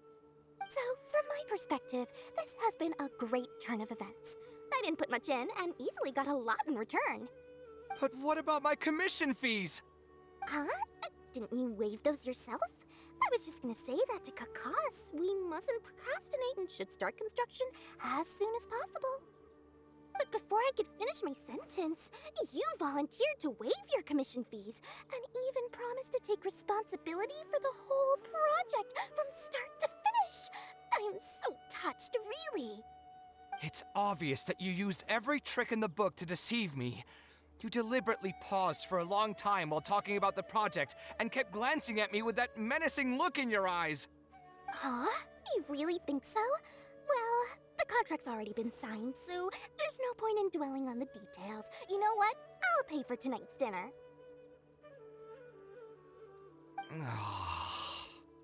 Fine, I'll drop the argument on the commission fees.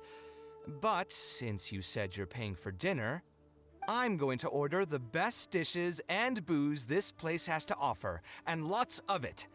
Tonight, we're feasting until I've recouped my full commission fees.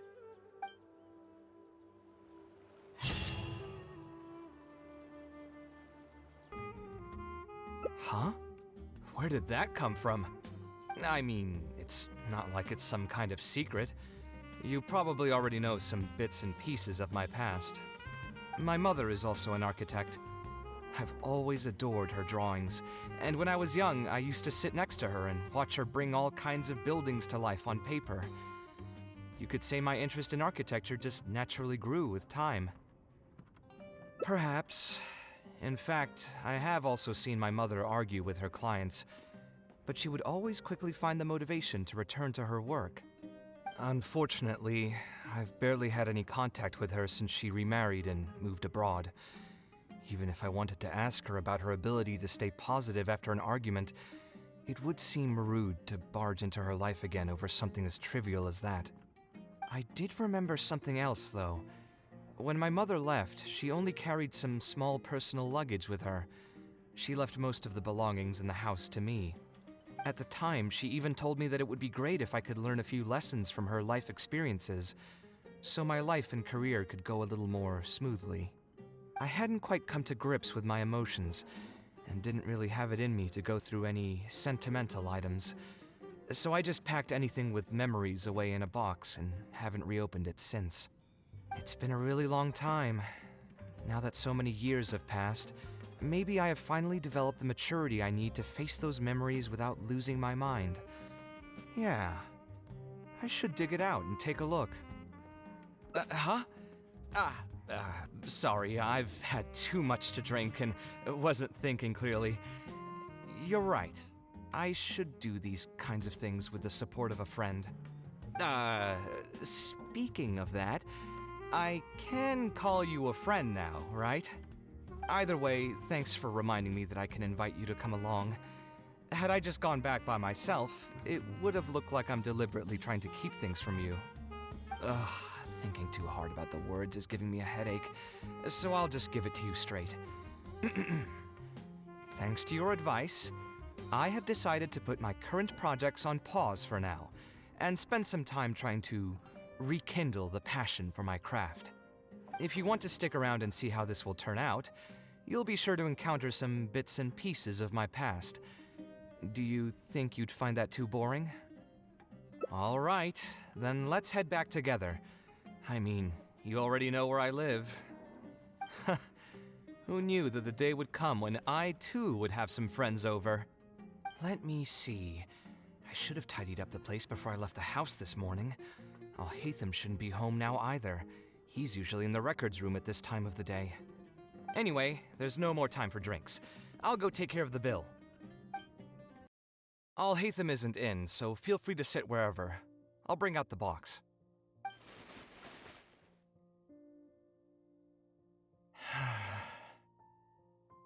Oh, nothing. I just didn't realize how much time had passed. The box is pretty dusty, which means it's already been a while since I've moved into this place, and many years since my mother moved to Fontaine. I'm happy for her. I hope she'll be able to find happiness there. She raised me all by herself after my father passed away. It definitely wasn't easy for her. Anyway, enough about that. Let's see what I packed into this box. What are all these things? Oh, I remember now. This is a drawing I made in Port Ormos. Obviously, I wouldn't call it anything special now, but I was less than 5 years old when I made this drawing. That's more than 20 years ago. You could say it's pretty good for a child of that age. Now that I've said that out loud, I suppose I do have some level of artistic talent, right? Criticism and self-doubt have always been a part of the artistic process. Without criticism, there can be no improvement. It's normal for me to question my abilities from time to time. I admit that I may have spent a little too long questioning myself this time around, but as you know, the heart tends to dwell on whatever it pleases. Anyway, never mind. The more I talk about it, the less confident I feel. Let's see what else we have in the box. My building blocks! It's been years since I've last seen these. When I was a kid, I used to stack them super high, and could even stabilize the tower to keep it from tumbling over. Oh, and this blueprint. I made it by copying my mother's sketch, and the aspect ratio was horrendous. It's still technically the first blueprint I made myself, though. I was super proud of myself when I finished it, and put it in the same pile as my mother's sketches, hoping she'd notice and compliment me for my good work. Unfortunately, my mother didn't realize that I had put it there. When she had a meeting with a client the next day, she handed my blueprint to him by mistake. The client was completely confused by this new blueprint, but apparently he felt too tongue-tied to question such a famous architect. It was only a few days later that he finally gathered up the courage to pay my mother a visit. He asked, "The door in this blueprint is even taller than the roof. Is this supposed to be part of the design?" My mother took me with her to personally apologize to the client several times. She didn't scold me about it in private, though.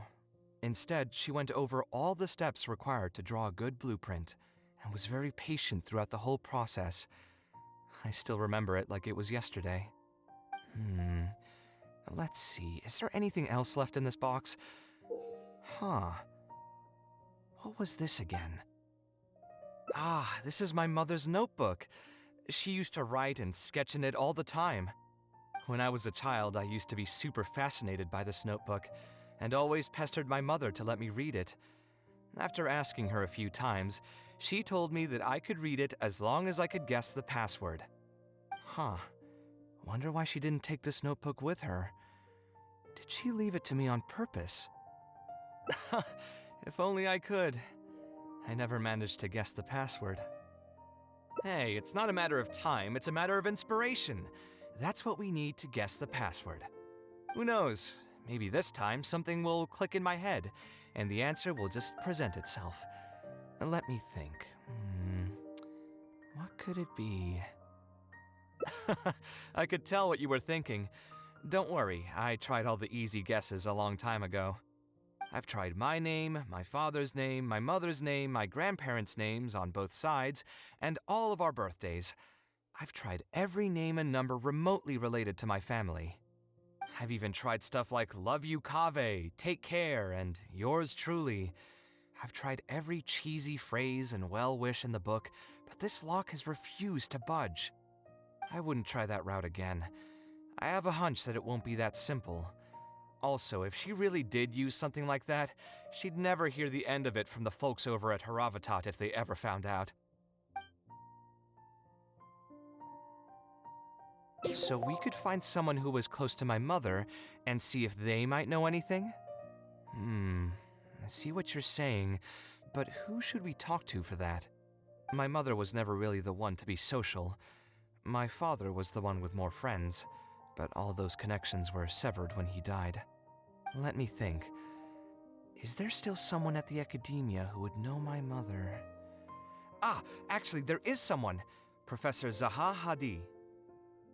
Huh, you've never really heard of her? She's a famous Kasharwar scholar and leading expert in formal garden design. My mother studied under her as a student many years ago. Professor Zaha Hadi published many works during her career, so I was able to learn a lot by studying her essays. If there's anyone who still remembers my mom, it'd be her. She's older now and is no longer teaching at the academia. But if I remember correctly, she spends most of her time around the Bimarstan area. Let's go take a look. We might run into her if we're lucky.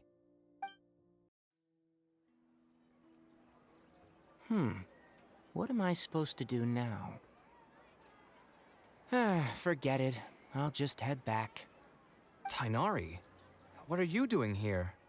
Oh, it's you. Good to finally see you again.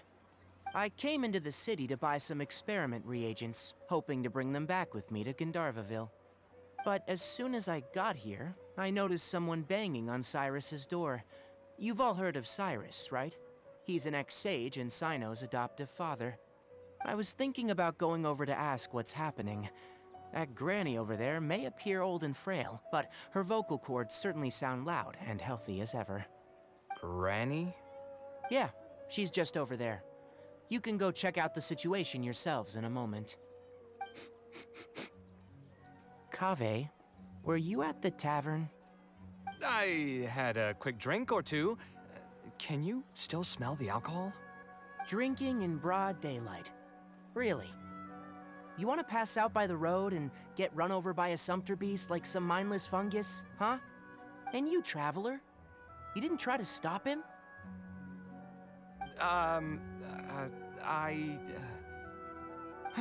You look like a wreck, Kaveh.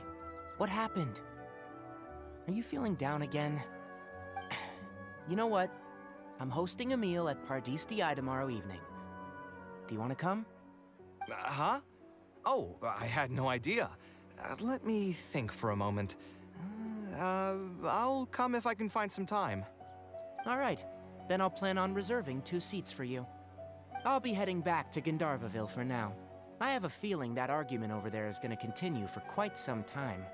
It might be best if we don't get involved. A granny who lives nearby. Let's go take a look. Ha! So, plan on keeping yourself locked in there, huh? Fine by me. If you're not going to come out, then I'm not going to leave. My tomato was growing so well, it had all the potential to become the best tomato this year, and you cut it straight from the vine! I already told you I had nothing to do with it. Why would I take a tomato that's still weeks from ripening? You'd have to be awfully green as an investigator to think it was me. You see, the word green here could refer to both the color of the tomato and the fact that your skills could use some. Enough nonsense! Just come out and face me, you coward! You're out of your mind. If I've actually done something wrong, then get a mantra and pull me out by force, why don't ya? Oh, why you? Professor Zahahadi? And who are you? Oh, Kaveh. Fancy seeing you here. How long has it been? Come on, get over here and let the professor take a good look at you. Not bad, not bad. You've grown taller again. Professor, what's going on here? It's no big deal, really. A few of us old scholars got bored in our retirement and decided to put together a vegetable growing competition. At the end, whoever loses will have to go up on stage and do a performance for the winners. Which brings us to our current predicament. My tomato was sure to win until a certain someone decided they couldn't bear to lose. Hey, don't try to defame me in front of the kids. If we're airing out each other's dirty laundry now, then why don't we talk about you sneaking into Janat's garden the other night? Ahem! Lucky for you, seeing these youngsters come to pay their respects today has put me in a better mood. I'll let you off the hook, for now. Come on, let's go. We'll take our conversation elsewhere. He doesn't need to be a part of it. Yes, of course. Is Faranak still doing well? Yes, as far as I know. She left for Fontaine some time ago and started a new life for herself. She's still doing work related to architecture, though.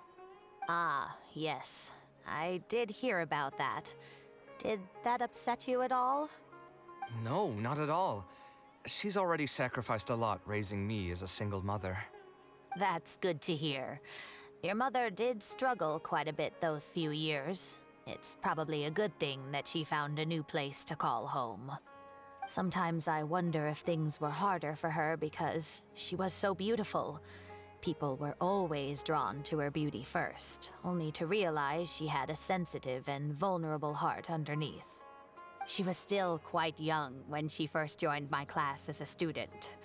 Beautiful and radiant with her golden hair, yet quiet and single-minded.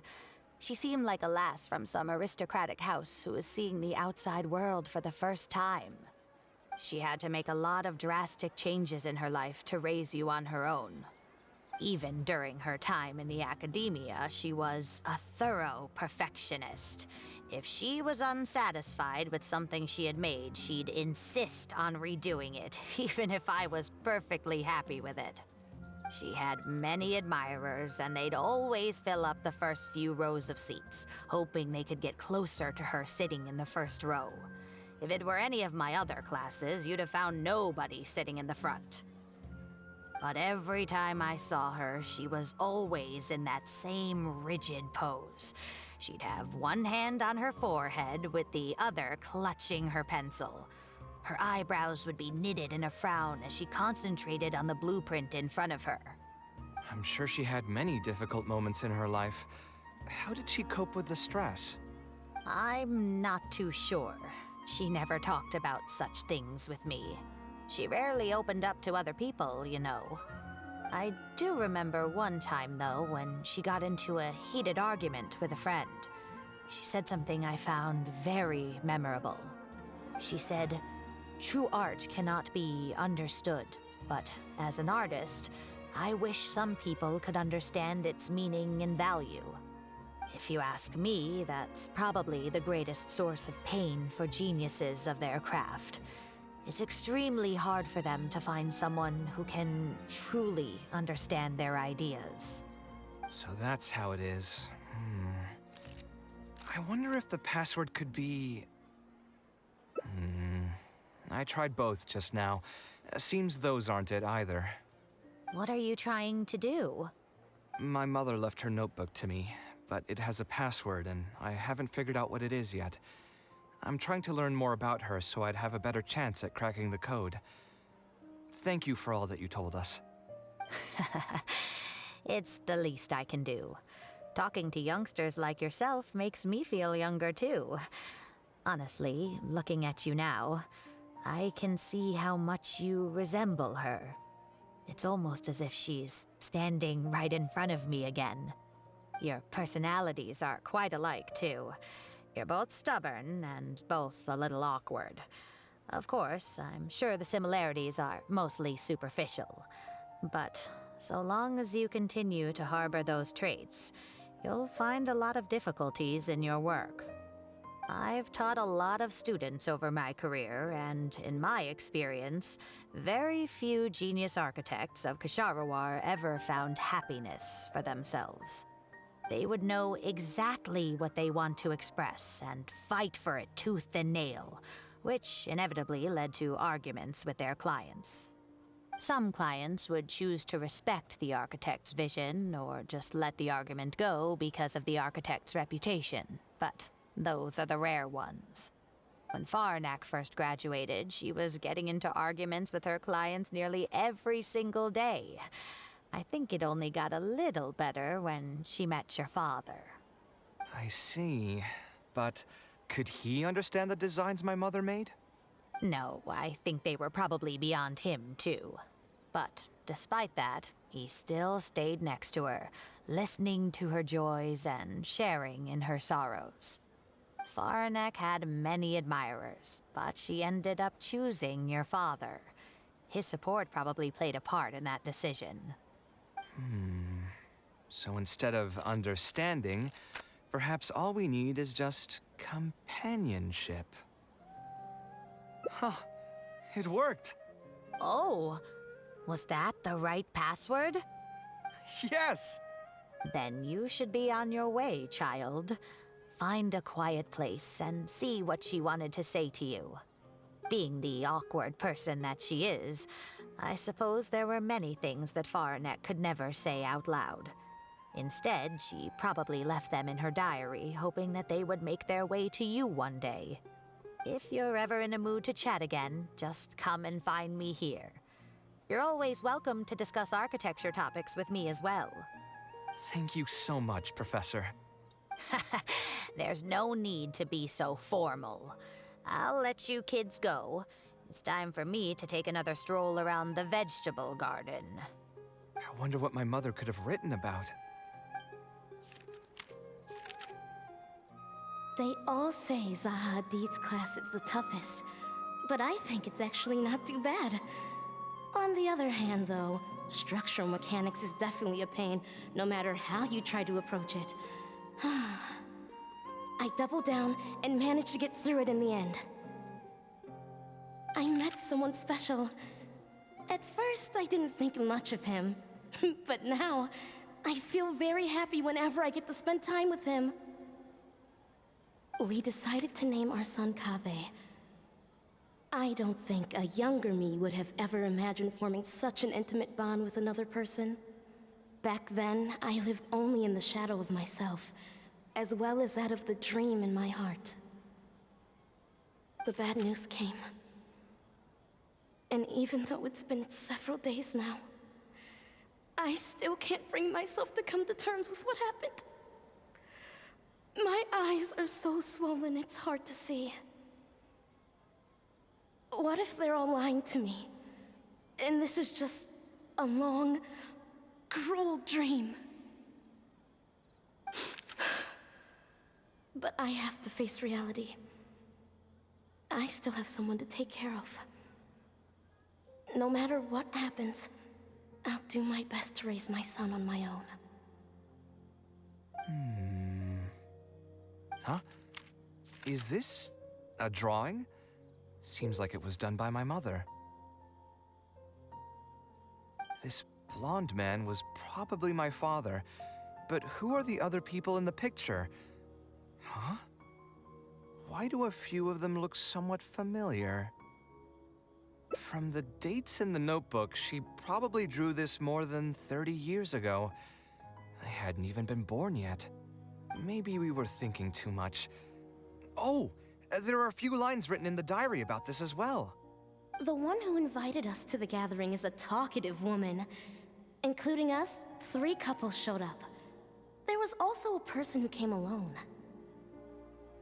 The talkative woman introduced everyone to each other. She spoke really quickly, so I couldn't quite catch everything she said, but I also didn't feel like asking her to repeat herself. My husband seems to be friends with the man with long ears. I couldn't really join their conversation, so I've resigned myself to sitting in a corner and drawing in my notebook. I don't think I'd be able to become friends with any of these people, especially that stiff-looking couple. That man is certainly very handsome, but he would constantly alternate between disjointed and serious ways of talking. His wife is a bit more bearable. We were not acquainted with each other to begin with, and I doubt we'll see each other again after this gathering. The ambiance of this gathering is surprisingly pleasant, however. Talking to people can allow us to find some peace after a long day. Maybe my son will also partake in these gatherings in the future. I hope he'll be able to make many friends. Who would have thought my mother used to attend that kind of thing? It seems she was only good at talking about her own work, and found it difficult to join into other conversations. As a result, she often kept to herself and would be off to the side, drawing. There's more written on the back. Oh, it seems like it was written to me. Kaveh. I was both overjoyed and distressed when I learned of your decision to continue your studies in Kasharawar. You are very talented, and I am confident that you will become an architect of much acclaim. However, the more talented you are as an artist, the more misery and anguish you may encounter. No one will be able to help you during your journey as an artist. But outside of your life as a creator, you can learn to form connections with other people and enjoy many other things in life. It's the only way to alleviate your suffering. Whenever you feel down, seek out a friend to sit and have a chat. You can accumulate joy and fulfillment by spending time with them. The positive feelings you gain will get you through the long and difficult years. Never forget that companionship is the most important thing of all. So that's the answer she prepared for me. She really thought long and hard about me and my future. Well, now that I've read her words, do you think I should accept Tainari's invite and attend that dinner at Pardis Di? The thought definitely crossed my mind. Although it'd be nice to get together with friends and chat the night away, I don't want to bring down other people's moods because I'm sad. Besides, don't most people hate the feeling of seeing their friends troubled and being unable to help? And what's worse, nearly all of my problems can't be easily resolved with some encouraging words or gesture. And don't forget, I'm also older than all of them. As their senior, I should appear to be a bit more responsible. Huh, you're right. I really didn't expect to run into him here. I swear, his nose must be just as sensitive as his ears. Well then, I guess it's best that we go and join him for dinner. That means I'll owe him yet another meal now. You know what? I'm not going to overthink it. I'll see you tomorrow at Pardis Di. Alhaitham also got my invite, right? Will he be coming to join us? That guy? He's never been a fan of social gatherings. I wouldn't get my hopes up if I were you. Are you sure? All right then. I guess we won't wait for him. Yeah, let's go. I mean, maybe we should give him a little more time. We can keep chatting for a while longer. Oh, sure. You still haven't told me, what's the occasion for getting us together here at Pardis Di? We're celebrating the end of the first phase of Kale's studies. I wanted to thank you all for the help you've given her along the way. Then where's Kale? She said she wanted to show everyone a bit of what she's learned, so she's still doing some last-minute prep at home. She'll be here shortly. Anyway, let's get started. To tell you the truth, I'm actually not so confident that the second phase will go as well as the first. The curriculum will become a lot more involved, and I'm worried that she won't be able to get through all of it. I was hoping we could brainstorm about it together before she gets here. I knew this wouldn't be just a simple free dinner. Is that why you also invited Al-Haytham? Yes, I thought it would be good if we could all put our heads together about this. Anyway, let's take a quick trip down memory lane. What did you guys do when you ran into a problem that you didn't know how to solve? Or got assigned a project that you knew you weren't gonna finish on time? Never happened to me. I'd just pull another all-nighter. You two are hopeless. Does anyone have a more useful answer to the question? Ooh, that's a good point. Confidence is the most important thing. Once you lose your sense of confidence, it'll become all but impossible to find the motivation to study. This could be a potential direction. I have already redesigned the literacy curriculum, and I was originally hoping to ask Al-Haytham for his opinion, but... It's very simple. Instead of focusing on the amount of material you would like to teach, focus on the amount the student would be able to remember. Wow, you actually showed up. I could probably count the number of times you've actually come to gatherings like this on just one hand. It's still more than the number of times you've managed to get a proposal approved on the first try. As long as you're still aware. So, what made the difference this time? Are you looking to drink your sorrows away with some friends? That's your purpose for being here, not mine. Don't project your ways of thinking onto me. So you're saying the only reason you came is to help Tighnari with his brainstorming? Precisely. Kale will have a long road in front of her. Hey, just to get one thing clear. Even if Kale manages to make her way to the academia, we cannot let her enroll in Haravatat. Ksharawar is obviously the best choice for her. She's been a trainee forest ranger for so long, she'll definitely be good with her hands. What are you saying? Spontamad is the better choice. It's where I graduated from, after all. Then what about Amorta? That's the Darshan her master actually graduated from. There are only 2 other Darshans left. We might as well select all of them on her enrollment application. I'm trying to have a serious discussion here. Traveler, you aren't associated with any of the 6 Darshans. In your opinion, which Darshan would be the best choice for Kale? Well said. Agreed. And my goal in inviting you here was to gather some thoughts on the execution of this second phase. Phase 2 far exceeds Phase 1 in both curriculum complexity and the speed of instruction. I hope Kale has prepared herself for what is coming. Hey, what are you thinking now? Please don't tell me you're planning on lending her those abstruse books from your home library. Actually, I was thinking about lending her a professions guide.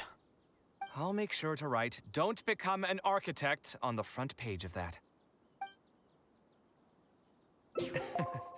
You're right. I can't deny that. Is there another phase after Phase 2? What's the ultimate goal of all of this? Are we trying to prepare her for a job in the academia? We don't need to think that far ahead. Hold that thought, though. I think my vegetables are done.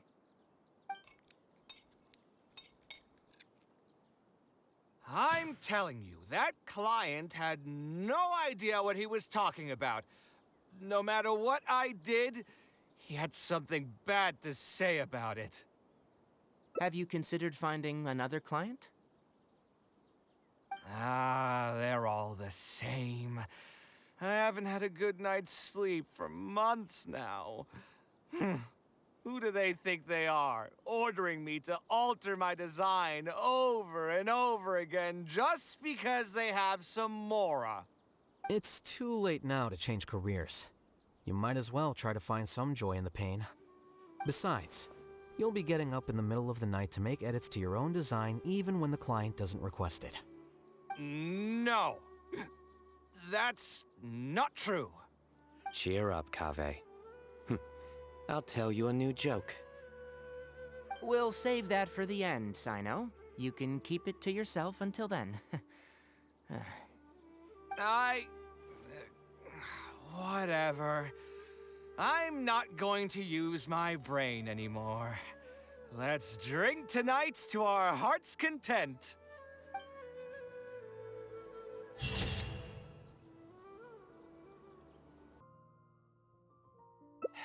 Yeah, you're right.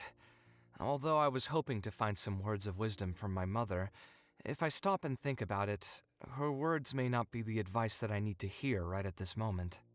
Everyone's life journey is different. Traveler, you've visited many lands and met many people, so I'm sure you've run into situations where some advice wasn't exactly suitable for the situation at hand. Ah, I just got an idea though.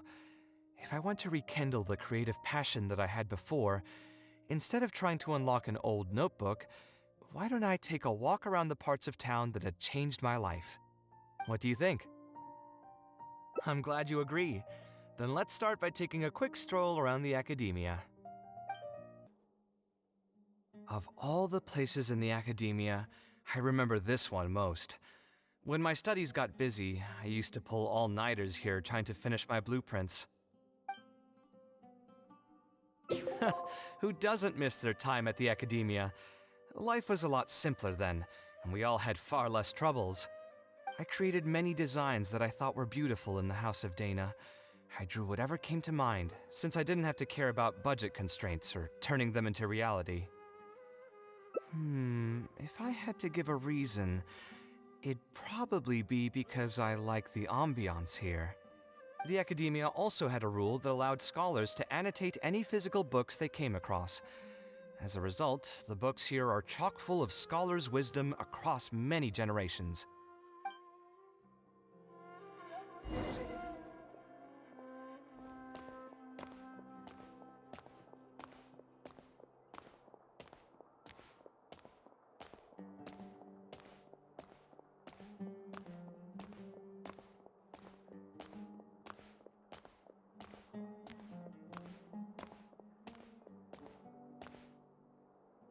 Oh, here, this is a great example. This book, History of Ancient Sumeru Architecture, contains some analysis that I did many years ago. Huh? Why is Alhaitham's handwriting also in here? When did he ever read this book? Ah, I guess it's probably from when we worked on that research project together. Anyway, he probably never cared to tell you this, but the House of Dana is where Alhaitham and I first met. I came here to do my homework, and saw him sitting by himself next to that row of bookshelves. A group of Haravatat scholars were chatting near him, but he looked as if he was too lazy to join them. There was a pretty stark difference between him and all the rest of them. It was my fault for feeling bad for him. I thought he must have gotten into some kind of trouble and went over to ask if he needed anything, not realizing that... Not realizing that you were in fact the one in a whole heap of trouble? Alhaitham? Why are you here? The House of Dana is a public space. Anyone can come here, no? But shouldn't you be at the records room at this hour? You're not here to watch me make a fool of myself, are you? You think I would derive amusement from watching you fall into depression over your life's various troubles? If that's the case, then I suppose I must have been entertaining myself for years. I came here to pick up a few files. If your voice hadn't managed to get through my soundproof earpieces, I probably wouldn't have noticed you. All right, I admit I was probably overreacting just now. Probably not when he's right here with us. As his senior, I shouldn't try to tarnish his reputation. There was nothing embarrassing or shameful about it. When I was still a student at the academia, I once collaborated with Kaveh on a research project. A collaboration is usually beneficial for all parties, but due to issues with our personalities, we ended up going our separate ways before completing the project. We had a number of differences, and they remain unresolved even today. But there's no point going into that right now. The more important question is, why are you at the House of Dana? As a senior scholar, isn't it my responsibility to offer my friend a quick tour and explanation of the Academia's architecture? I see. Then let me guess. Your next stop will be the pavilions around Razan Garden? Our famed architect sure loves showing off that corner to all his friends. Oh, and Kaveh, a lot of the books you annotated have been moved to the innermost section of that bookshelf over there. You'll have to dig them out yourself if you need to find them. Huh? But why would you know that? Don't tell me you finally had an epiphany and realized that there's great virtue in respecting your elders' work. Sure, if that will give you some self-confidence. Leave any words of thanks you may have to the ex-Grand Conservator. The last time he was here, he was complaining that he had received reports from current students. The main grievance being that the annotations are too long and difficult to read. As a result, the books you annotated have been moved to the back shelves. What? But all of my annotations were extremely important. Instead of reporting me, they should have been thanking me for my service. The notes that I took, they couldn't have asked for a better analysis of those books. Okay, just you wait. I'm going to fix this right now. I'll dig all the books out and return them to the proper shelves. Oh, we'll wait. Anyway, you were about to say he's feeling a bit down? Put through the ringer. What an interesting phrase. I assume he used those exact words himself. He probably did suffer quite a bit, that's true. He always spends a lot of time editing his proposals, with the goal of satisfying as many of the client's preferences as possible. But the satisfaction of one client will not translate to general satisfaction with his work. Many problems in life can only be solved by a fundamental change of attitude. As the leading genius of Ksharawar, Kaveh should have both the right and the confidence to reject any unreasonable demands. There are plenty of architects in Sumeru who are inferior to him in skill, yet far more irascible in temperament. What's more, there are plenty of people who look up to such individuals as paragons of staying true to one's principles. Clearly, his predicament is inevitable, since he holds other people's feelings as more important than his own. Of course, each person is different, and we should respect the paths that they have chosen for themselves. Admonitions will serve no purpose. People tend to succumb to familiar pitfalls, and this is especially true for those who believe it's their duty to carry more burdens on their shoulders.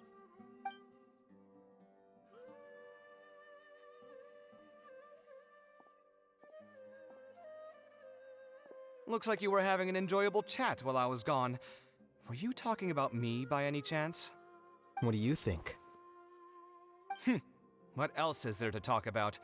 Surely no one would be interested in talking about the files that you were browsing through earlier. Anyway, you should take a look at this. Look at this comment on page 82.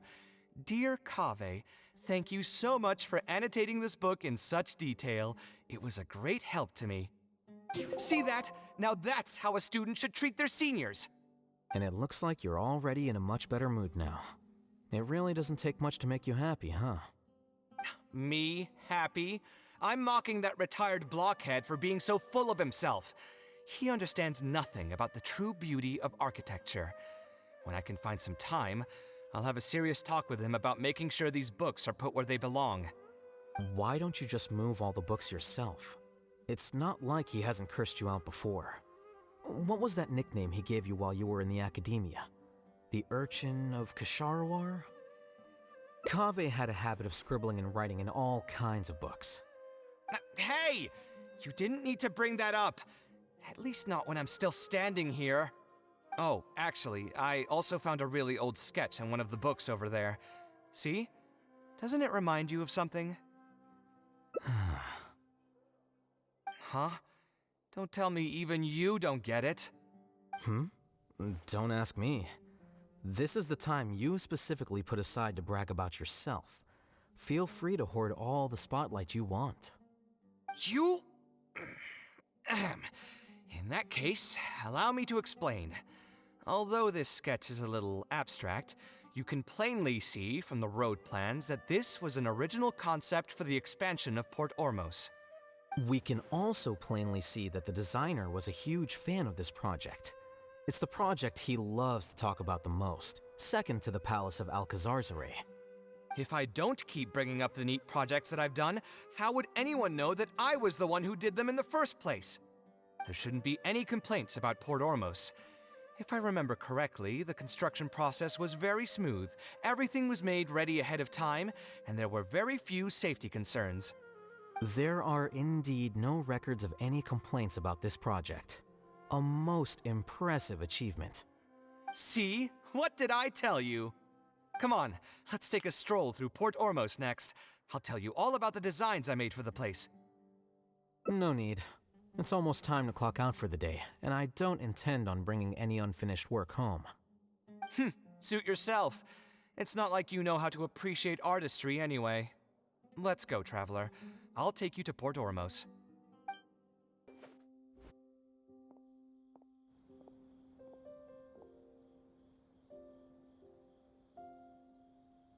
Port Ormos. No, I didn't design any one specific building. Most of my work here concerned structural renovation. Port Ormos had already existed since I was still a young child. It wasn't as large as it is now, though. It only came to its current size after a sizable expansion. I was part of that project. The arch bridge over there, for example, that was one of my designs. When I was first tasked with the project, I decided to reference the growth patterns of nearby trees to split Port Ormos into 2 levels. My goal was to improve the overall utilization of space. We ran into a lot of issues during construction, but thankfully, we were still able to achieve the original vision. Residents can now behold all the ships entering and leaving the harbor from the vantage point of the bridge, while visitors can recognize the site of Port Ormos from a long ways away. I was still young and new to the trade back then. I could hardly believe that an idea in my head could become reality and remain in the world for many years to come. The true cornerstone of the creative process. The point about the design that will be ultimately used to judge its true worth. It was the first time that it became crystal clear in my mind. Once built, a building will continue to stand. Countless people will see it, and countless more will step inside it. Its final worth, whether it's good or bad, will be assessed by the countless generations of people that interact with the building during their lives. You think so? I'm glad to hear that. But even with this project, I still had one small regret. My budget was tight, and I was unable to use the higher quality timber I had originally intended for the design. I knew that some concessions on aesthetics would be needed as soon as I agreed to a proposal that prioritized the practical functions of the project. Us creative types know better than anyone that most projects cannot be completed without a few regrets. Even the Palace of Alcazarzaray was not perfect. Yeah, you're right. I should learn to look toward future opportunities, and believe that any regrets I have can be overcome in time. We've spent long enough here. There's still one last place I want to go, but it's a little far. Would you be interested in a quick trip to the desert? Great. Most of my projects over the last few years have had something to do with the desert, partially because there's a special place there that I often visit. This is a rare opportunity, so why don't you come along and see it for yourself? If you ever feel down, maybe you'll be able to go there and feel better too. Who would have thought that so many primal constructs could have congregated here while I was gone? We won't be able to sit and talk peacefully with these guys around. Let's clear the area. There is no escape. I see everything.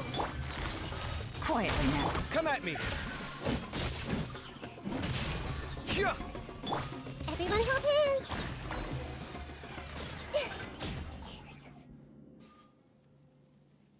Isn't this place great? I often come here to clear my mind when I'm dealing with a difficult situation. You know what I mean. Everyone finds themselves in frustrating situations once in a while. Just take me as an example. My family life got shaken up quite a bit when I was young. I struggled in school, and I got into a huge pile of debt building the Palace of Alcazarzaray. Although Alhaitham thinks that it's because of my personality that I continue to live in the shadow of the past, I think it's also just a part of life. Plus, if I look back, I've honestly had my fair share of good luck as well. You could probably say I followed in the path of my mother. Like her, I've gained a name for myself as an architect, built something that's seen as my magnum opus, and found many projects that others have entrusted to me to finish. Life is too boring when you live with no enthusiasm and passion. Only those who believe in the inherent meaning of it can capture the small nuances of everyday life and turn them into inspiration for beautiful designs. Of course, I will concede that loving something also means taking it to heart. So to an extent, caring is also a source of pain. If I didn't love my work, I wouldn't be so torn up about it all the time. But still, isn't this place beautiful? Despite the erosion from the winds and changing seasons, you can still perceive its past beauty and glory. With different landforms come different architectural styles. The desert's history has left it with few records regarding its buildings, so I often visit the desert to investigate things in person. The sight here has moved me ever since the first time I laid my eyes on it. I told myself that one day, I would also be able to create buildings that move others. My pain will one day fade into nothing, just as I reach the end of my life. But buildings are different.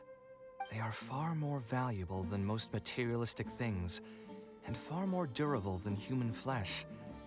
As long as there remain souls in the world who can decipher the meaning behind them, they will also have acknowledged me across the vast stream of time. If you were to ask me what art is, that would be my answer. You think so? But I feel I've always been like this.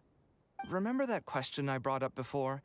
The one about whether I should see art as a divine gift of inspiration from the gods, or as a product of my own existential struggle.